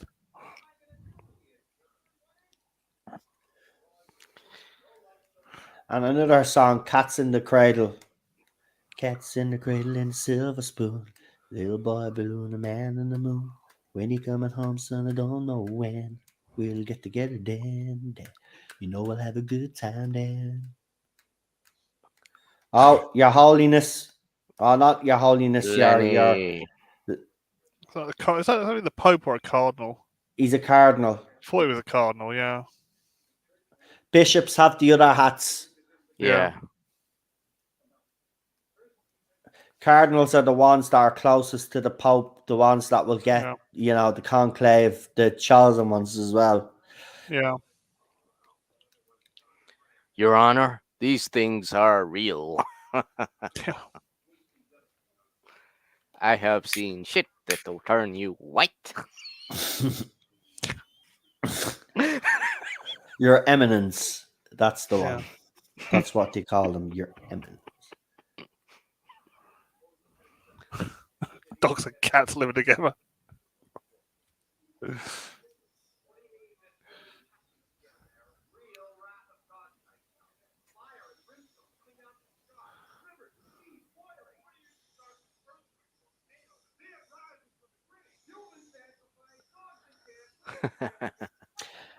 That's what I love about Bill Murray. Dogs and cats living together.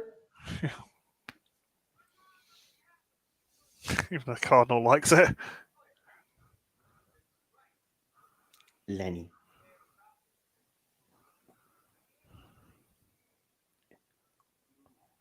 A million of registered voters.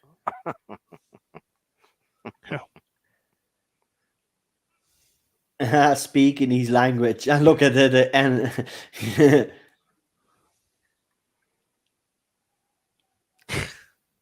National Guard.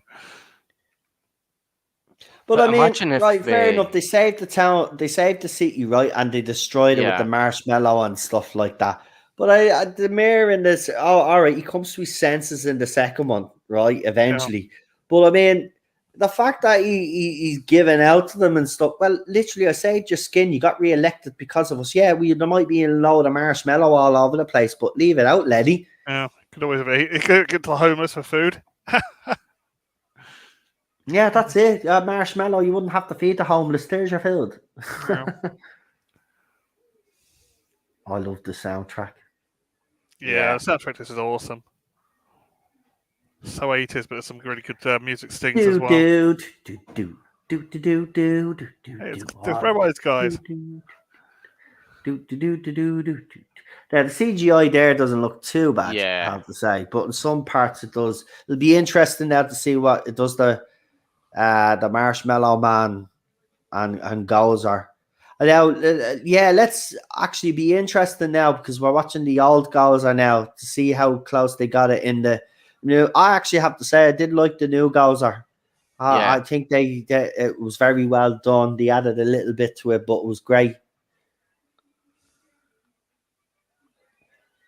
But man, this is so American, isn't it? Like everything about this is just screams American. It's like Doctor Who. Everything about it screams British, but this is quintessentially American. Like you couldn't have a Ghostbusters movie in Europe; it just wouldn't work. Yeah, I tried it with Men in Black and it completely flopped. Yeah, of course it did. Yeah, of course it did. Listen, I stopped watching Men in Black after the third one. That was it. Yeah, the third one was a mess. Yeah, listen, third one has its problems, yeah? But there was a good story there. I like the way they went back to kind of to the past sort of thing, and it was just, I do agree. It's just, again, though, as I always say, for Men in Black was great, should have left it there. But what happened was the movie got so popular, they decided to do a sequel. And unfortunately, what happens is the sequels, most of the time, as I said, don't always live up to the original. Yeah.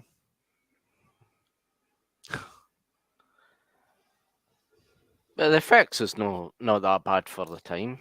Yeah. No, I mean, it's the 80s, so, I mean, look, I'm not going to bang on too much. I'm not even going to bring up the CGI in my review because it'd be unfair. But this kind of reminded me of the Superman scene. Yeah. Where do you remember? He falls through the oak and then everybody thinks Superman is dead. Superman 2. Yeah. No, it's amazing how they've done this with the road breaking up. It's probably done on a soundstage. Yeah. Yeah, you can clearly see it's bouncing. That was on a fucking Yoki thing. Yeah, it's not a lot. It's very good how they did that. Yeah. It's probably polystyrene.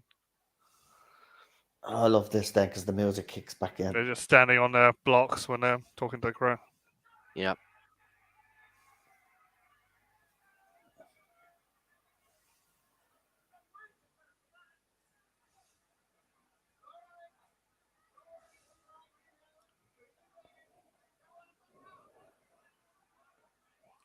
It's great. The crowd are cheering them on.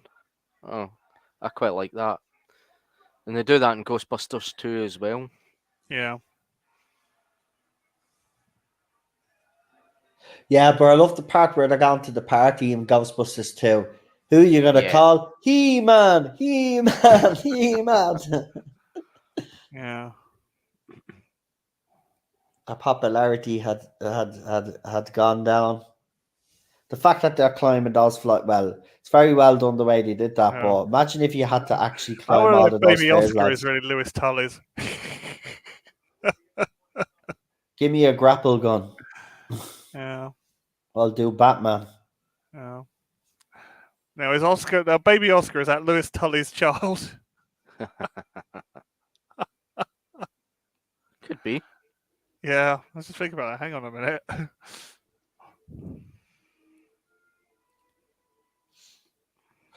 But didn't they actually explain who the father was in Ghostbusters 2? Wasn't it someone?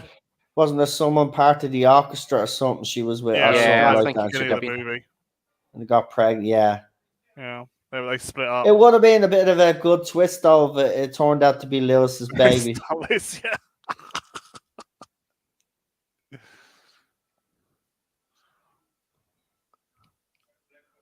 Haha, the tricycle from the Shining.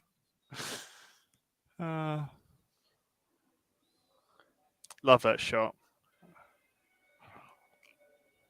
Ah, yeah, New York is iconic. I mean, any movie that has New York in it is you're right. You New York is kind of literally tell a because character. nothing's moving, but Yeah, but New York is literally a character in the movie. You're right. I yeah. agree. New Love York's a that special shot, place. Let's That's love why that shot. Yeah. I think it's well done. Yeah, I mean, look, that's why they like, filming in New York and places like that. It really looks well, I have to say. Yeah. I'd love to visit New York sometime. I might get the chance when I do go to America. Might get the chance to go to New York and visit a couple of more places. I'd love to visit New York, LA, maybe California.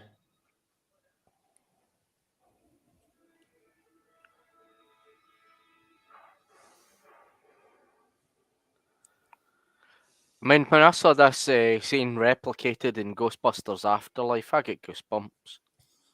Oh yeah, you got. I haven't seen Afterlife yet, but Yeah. yeah. Yeah, it pushes out. It does. Comes out. It's great the way they done it.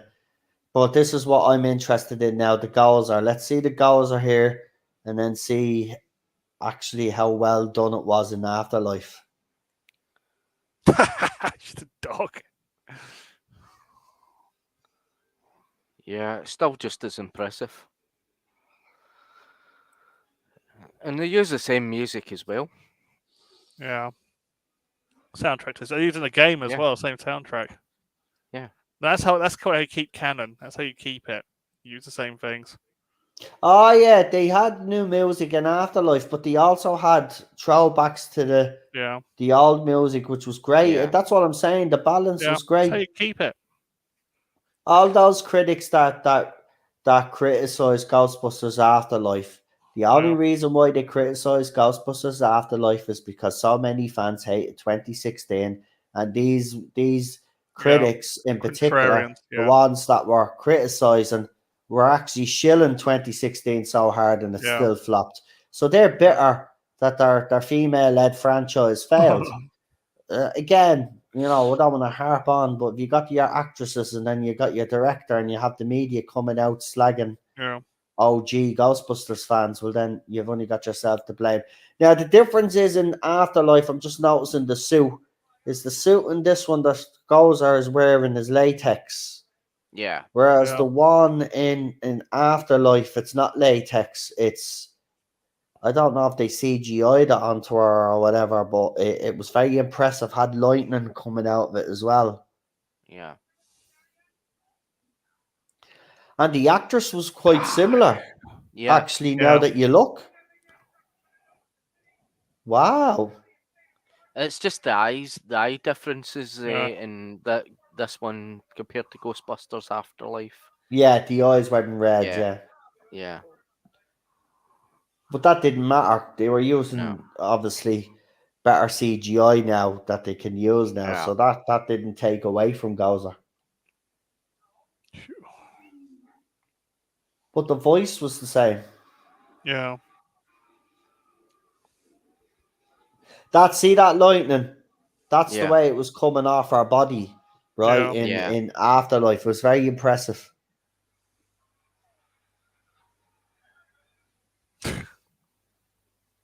He's all right. Get up, get up, get up, get up.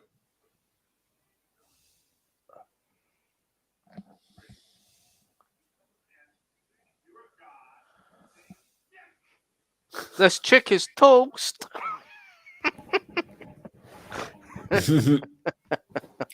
Yeah, I'm just literally a couple of seconds behind you.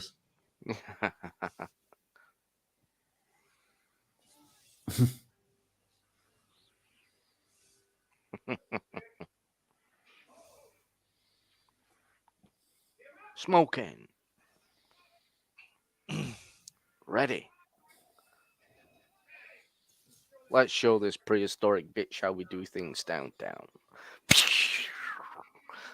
I still have the way they're not very good. Nimble little minx, isn't she? Aim for the flat top.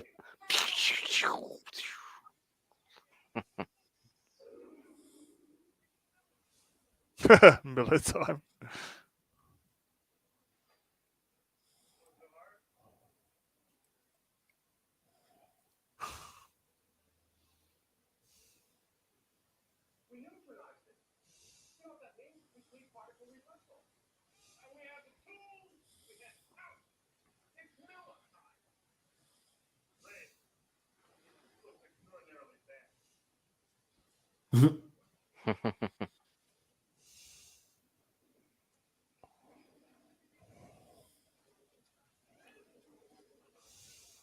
Look out!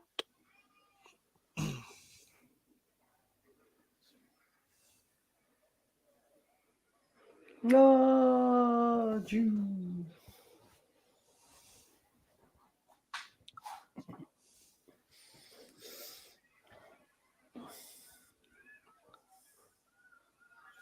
Polystyrene rocks fallen.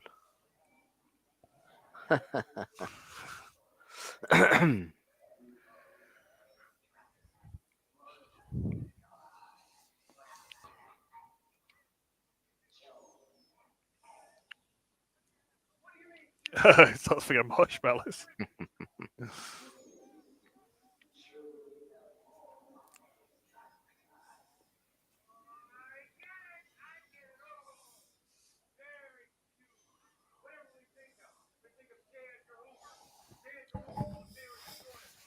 I think I hear a wee bit of audio.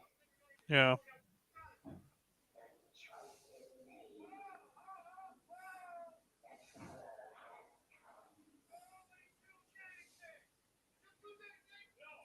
Noel, you've got some audio bleeding. Yeah, a bit audibly, mate. Yeah, it's just it's a little bit just for Yeah. this scene it's been a little Yeah. bit high, but I think I've gotten away with Aye. it most of the Aye. time anyway. But Yeah. I've seen the scene. I've seen the scene in Afterlife of the Marshmallow Man. Yeah. That's funny. Throws itself in a Oh, blender. shit. you know, I was worried about that scene, but when you actually see it in the movie, Yeah. it was actually It's a pretty throwback, funny. yeah. I have to be honest, it was a nice little throwback. Yeah. But this is just. I seen how they did this. So they had the miniature replica city, and that's just a normal man in that suit. So Yeah. while he looks giant, he actually isn't. It's the way. It's very good the way it's done. Yeah. Yeah. Well, I actually have to say that holds up pretty well. Yeah.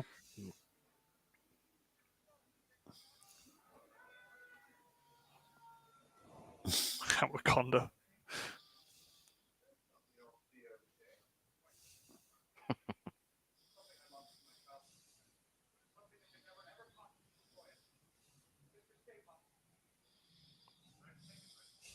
Don't remind me of the capacity of Rational 4. Ray has gone bye-bye, Egon. Yeah. Peg.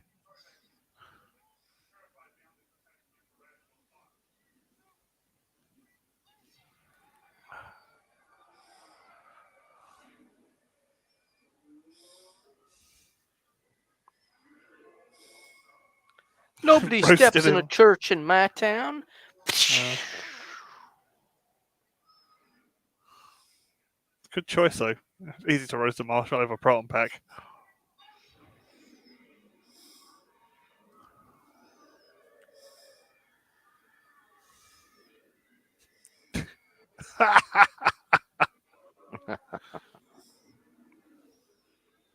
Gotta fight him again in the game.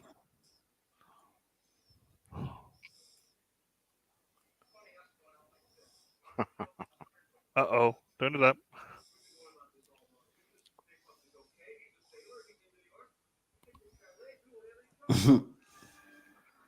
It's good that it had the Marshmallow Man in flames climbing up the building.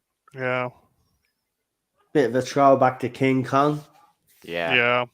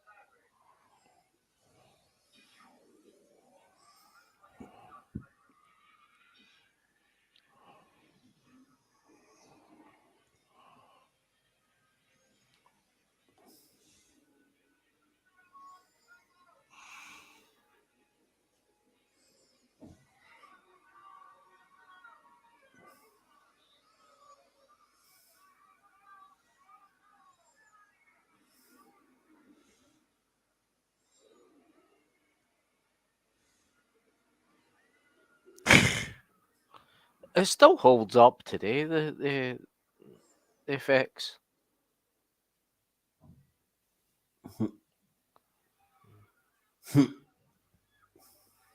And it was actually shaving foam they used. Oh, was it? Yep. They get dumped with shaving foam.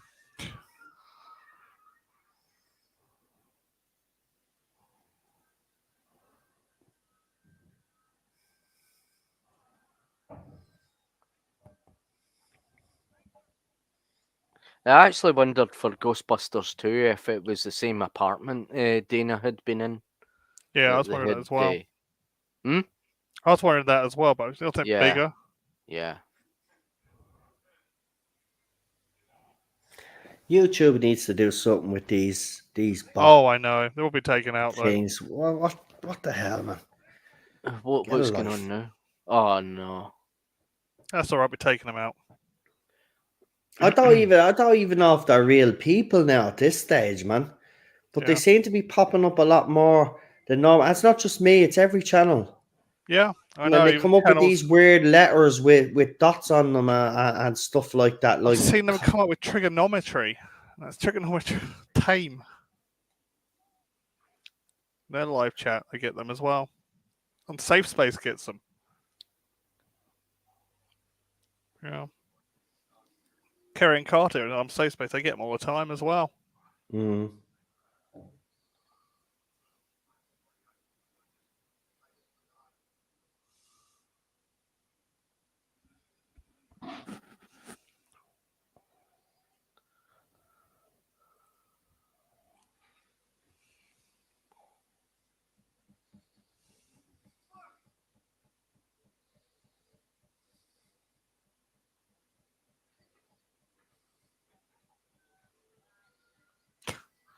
They're all too busy helping her. Give a damn about Lewis. Well, she's the one that's paid them. Yeah.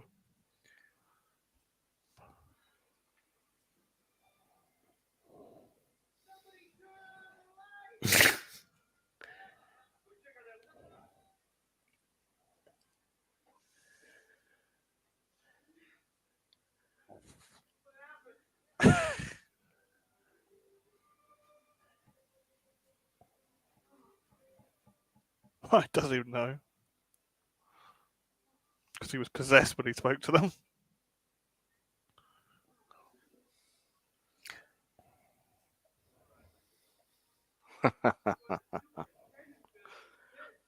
Superintendent's gonna be pissed. Yeah. We're the Ghostbusters.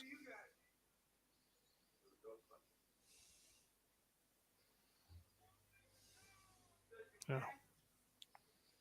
Who does your taxes?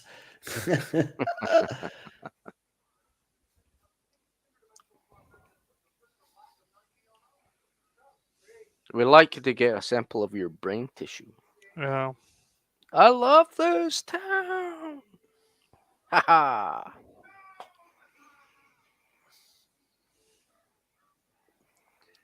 There's something strange in the neighborhood. Who you gonna call?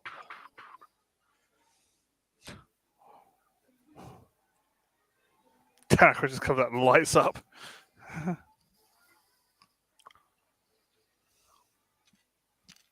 Janine.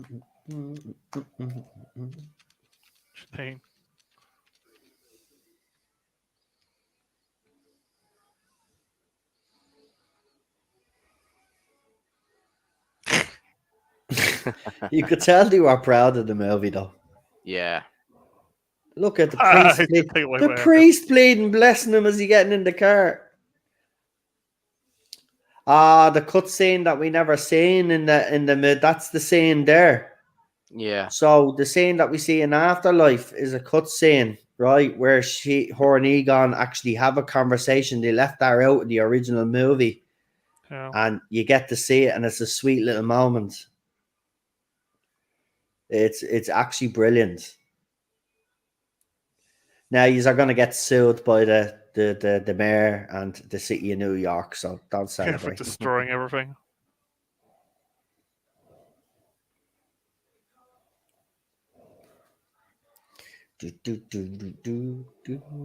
Look at all the priests. Yeah. I never really noticed that.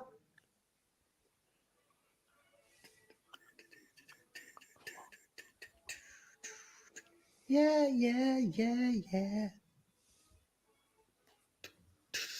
Ghostbusters.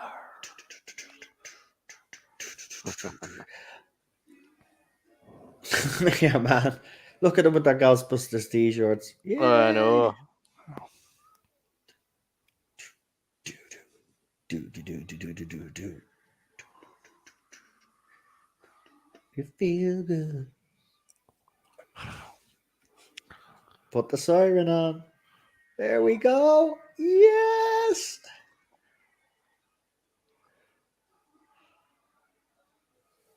Here comes Slimer.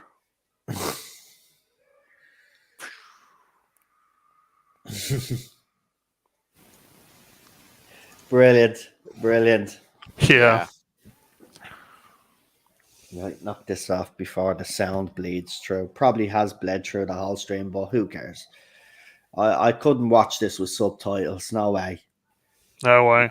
Nah, it's the kind of film you need to listen to the audio. Yeah. Right. Well, we'll get you guys to rate the episode. We've I suppose we've done enough talking. We have reviewed this before, so I don't think we need to kind of review it again. But if you want to just give your brief thoughts on the film and give your rating, that'll be absolutely fantastic. And you guys in the chat, if you want to rate this movie out of 10, please do. And we'll start with you first, Real Super Doctor.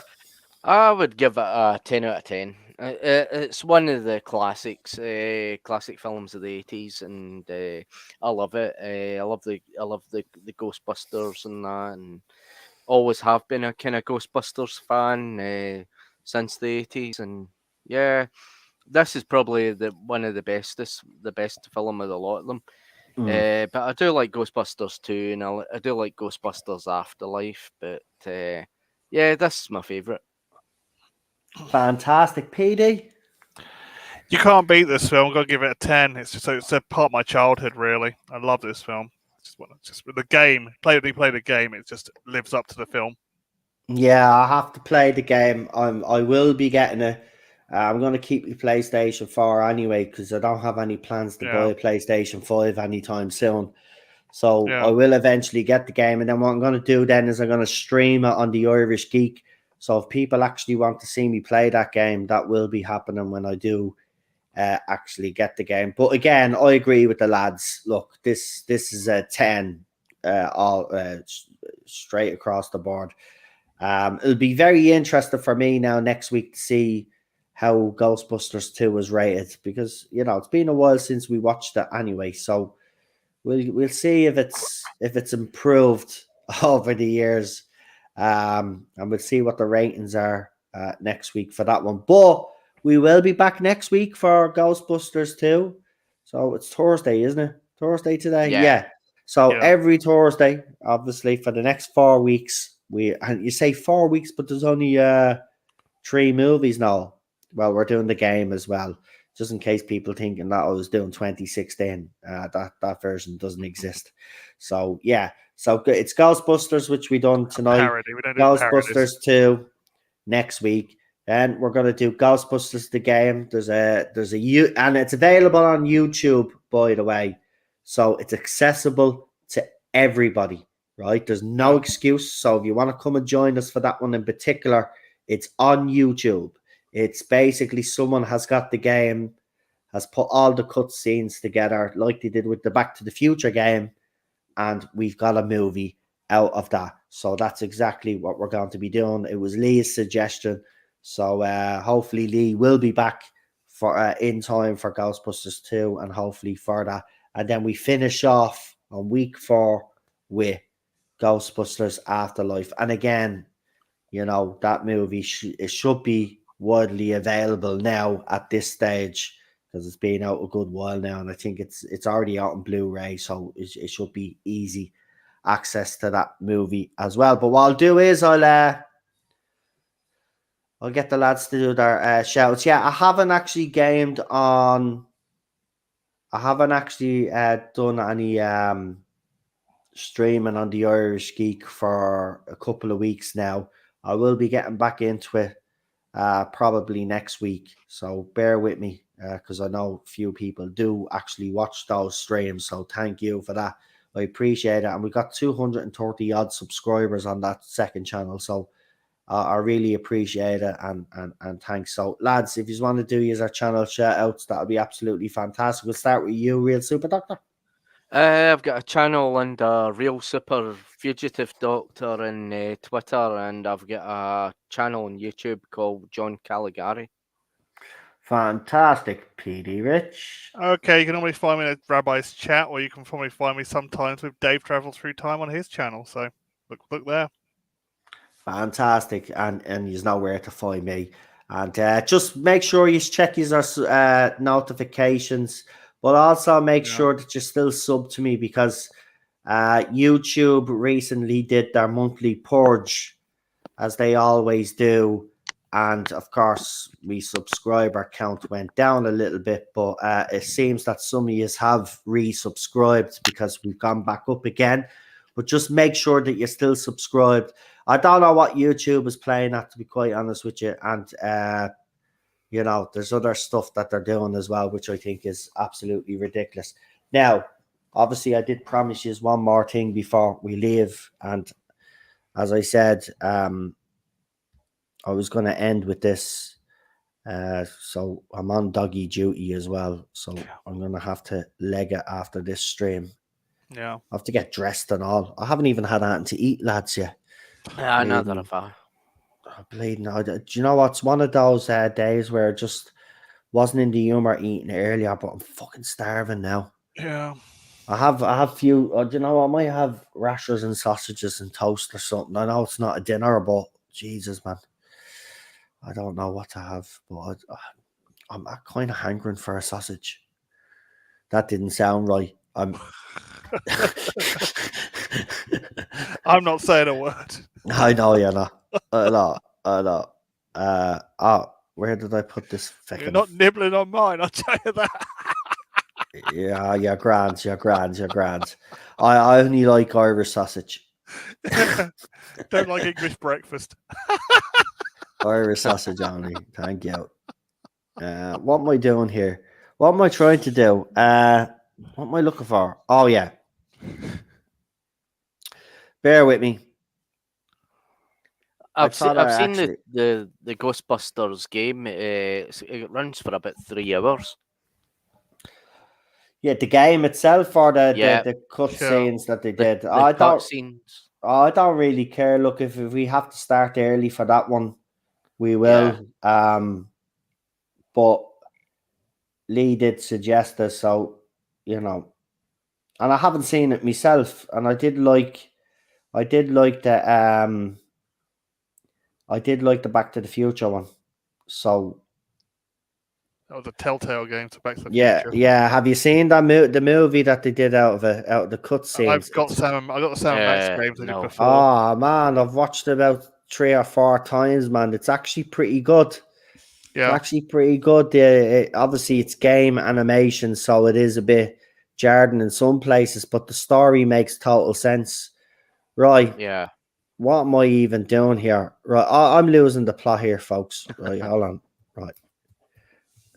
So, do you remember Marty said on the channel to look out for the specific date? What did I say? Yeah. The 26th of 26th of March. 26th of March. Well, I reckon he's probably bang on because of this photograph. So, folks, as I said, RTD is very active on his Instagram, which makes me want to now go on to Instagram because he's not tweeting on Twitter. I don't blame him really because they're a bunch of toxic, staying away from that. a bunch of toxic morons on Twitter. You know who I'm talking about anyway. But yeah, there you go. Yep. So for anybody out there still claiming that Doctor Who is going to be done in rote lock and all of this other stuff and because there is a rumor out there which we debunked on this channel anyway because it wasn't, but I have to say to the media out there like the Sun newspaper and the Mirror that have been covering these fake rumors, obviously you have been exposed for what you truly are, a bunch of dopes. But there you go. So he doesn't actually show his face, but he put his glasses on top of his forehead. Yeah. And in the background there, you can see it. Bad Wolf Studios. So he's outside Bad Wolf Studios, which, listen, what did I tell you guys about RTD when he come back? What did I say? I said he'll do an interview and you'll hear him and you think he's not giving you anything, right? But there's something more to the interview. Same with these photographs. This is what RTD has always been good at, right? Getting the fans' appetite going. And that's exactly what he's done with this photograph today. But it also debunks all of the fake news saying that Matt Stevens is still part of Doctor Who and it's being filmed in Rotelock. It's not. It's going to be filmed there, right there where he showed you. And as I said, this is not BBC production Doctor Who. This is Bad Wolf production Doctor Who. And this is the first time that BBC won't have any influence. The only reason why the BBC logo will be on it is because they'll be distributing it. That's it. Yeah. Right? This is Bad Wolf. This is why this is truly a new era. From 2005, when New Who came on the screen, to now, when Chibnall's era ends. That's BBC Doctor Who. When it comes back under RTD the 60th and onwards, it's Bad Wolf Studios Doctor Who. So fans need to understand, because there's some fans, I'm not watching them because the BBC. There's nothing to do with the BBC. So you need to see that argument that actually I will do a stream on that whole argument, because I'm sick of people saying, no, I'm not watching it because BBC. It's nothing to do with BBC. And if you're not willing to listen, that's it. Yeah, that's it. And if you're not willing to listen and you're going to keep just spinning this stupidity because you can't see past your hatred, then I suggest you leave the fandom along with the J-bots as well. Right? Listen, the only criticism that I'm going to tolerate when this new era begins is genuine criticism, right? But I know there's going to be a lot of fake criticism out there, because there's some people that still won't accept RTD, mostly the other side. But I'm glad he's back. Yeah, the tolerant side, the so-called tolerant side. Yeah, so-called tolerant side. But look, there you go, photograph. So Marty's date of the 26th or 25th of March, the anniversary when New Who actually was on air.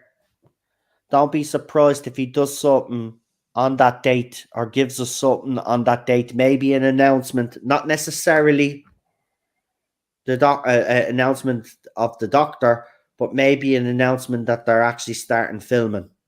And if I know RTD, it would be something he would do, and it would tie in with his first time, getting that date in. It'd be very significant. So prepare for something at the end of March is all I'm saying. Whether it's announcement of filming, or maybe a look at a new logo, maybe, or you never know, maybe you'll announce a companion, but won't announce the Doctor. But yeah, I'm pretty sure you'll get something this month. I'm convinced now with this photograph. Why would he throw up that photograph? Right? Seriously, why would he actually throw up that photograph? There's no reason for him to throw up this photograph right now unless there's something going on. Yeah. And I do believe there's something going on. So exciting times ahead. I wanted to finish with that anyway. As I said, I would show you the photograph before we left. Maybe that's why a lot of you actually hung on till the end of the stream. I'm only joking. But listen, thanks for joining us. I really do appreciate it. If there is, I wouldn't even mind. Cheryl's on Bleeding Instagram. I have to get her to keep an eye on RTD's Bleeding account, man, so I could throw up these photographs as soon as he throws them up for you. But as I said, interesting times ahead. Roll on the RTD era. Now, which version of the video game movie will you watch? There's one is 2 hours and 10 minutes, and the other is an extended cut of 3 hours and 24 minutes. Well, do you know what I might do? We're a few weeks away from it anyway, and we a couple of weeks away from it. So next week when I do Ghostbusters, Jordan, the Watchalong, I'll put a poll in the live chat, and I'll put a poll on Twitter at the same time, and kind of put the two polls together and see what the outcome is and see which version people want to do. I'll leave it to the chat to decide. Or maybe because it was Lee's suggestion, we'll let Lee decide. I'm pretty sure he'll pick the 3 hour and 24 hour or 24 minute version just to pee me off. But, as I said, it's his choice. But look, we'll leave it there. I want to thank you all for joining us. We really do appreciate it. I'll be back tomorrow. And of course, we have the TARDIS Zone talks, and we will be talking more about that photograph and RTD and what we and maybe we if Marty is around, if he has any new stuff that he's found, maybe we can get him on and talk about that as well.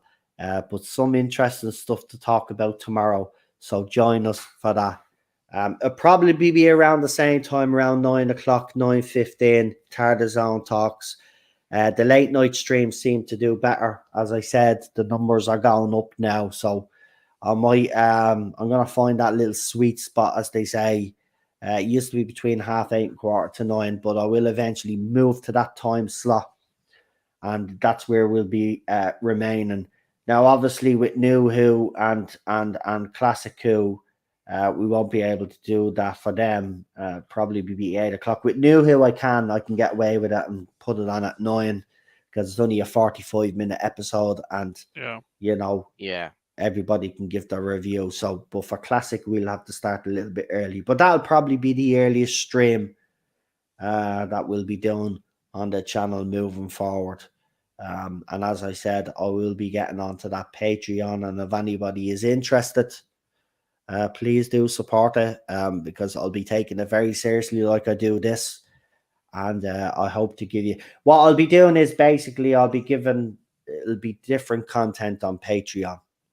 I mightn't necessarily call it the TARDIS Zone, even though it was suggested by Cheryl. But if I'm going to be talking about other stuff, I don't think it'll be a good idea to use the TARDIS Zone name. But people will obviously have to know that it's connected to the channel somehow. So I'll figure something out. But plan to get that up and running soon as well. Right, we'll leave it there. And we'll talk to you over the weekend. Enjoy the end of your week. Stay safe. Look after yourselves, and the panel will say good night now. Good night. Right. And I'll say good night. Now you can feck off. Go away. We'll see you tomorrow. I'm only messing. Imagine. Oh, God. Yeah. I won't get away with that too many times, but there you go. Anyway, good night, folks. Have a good one.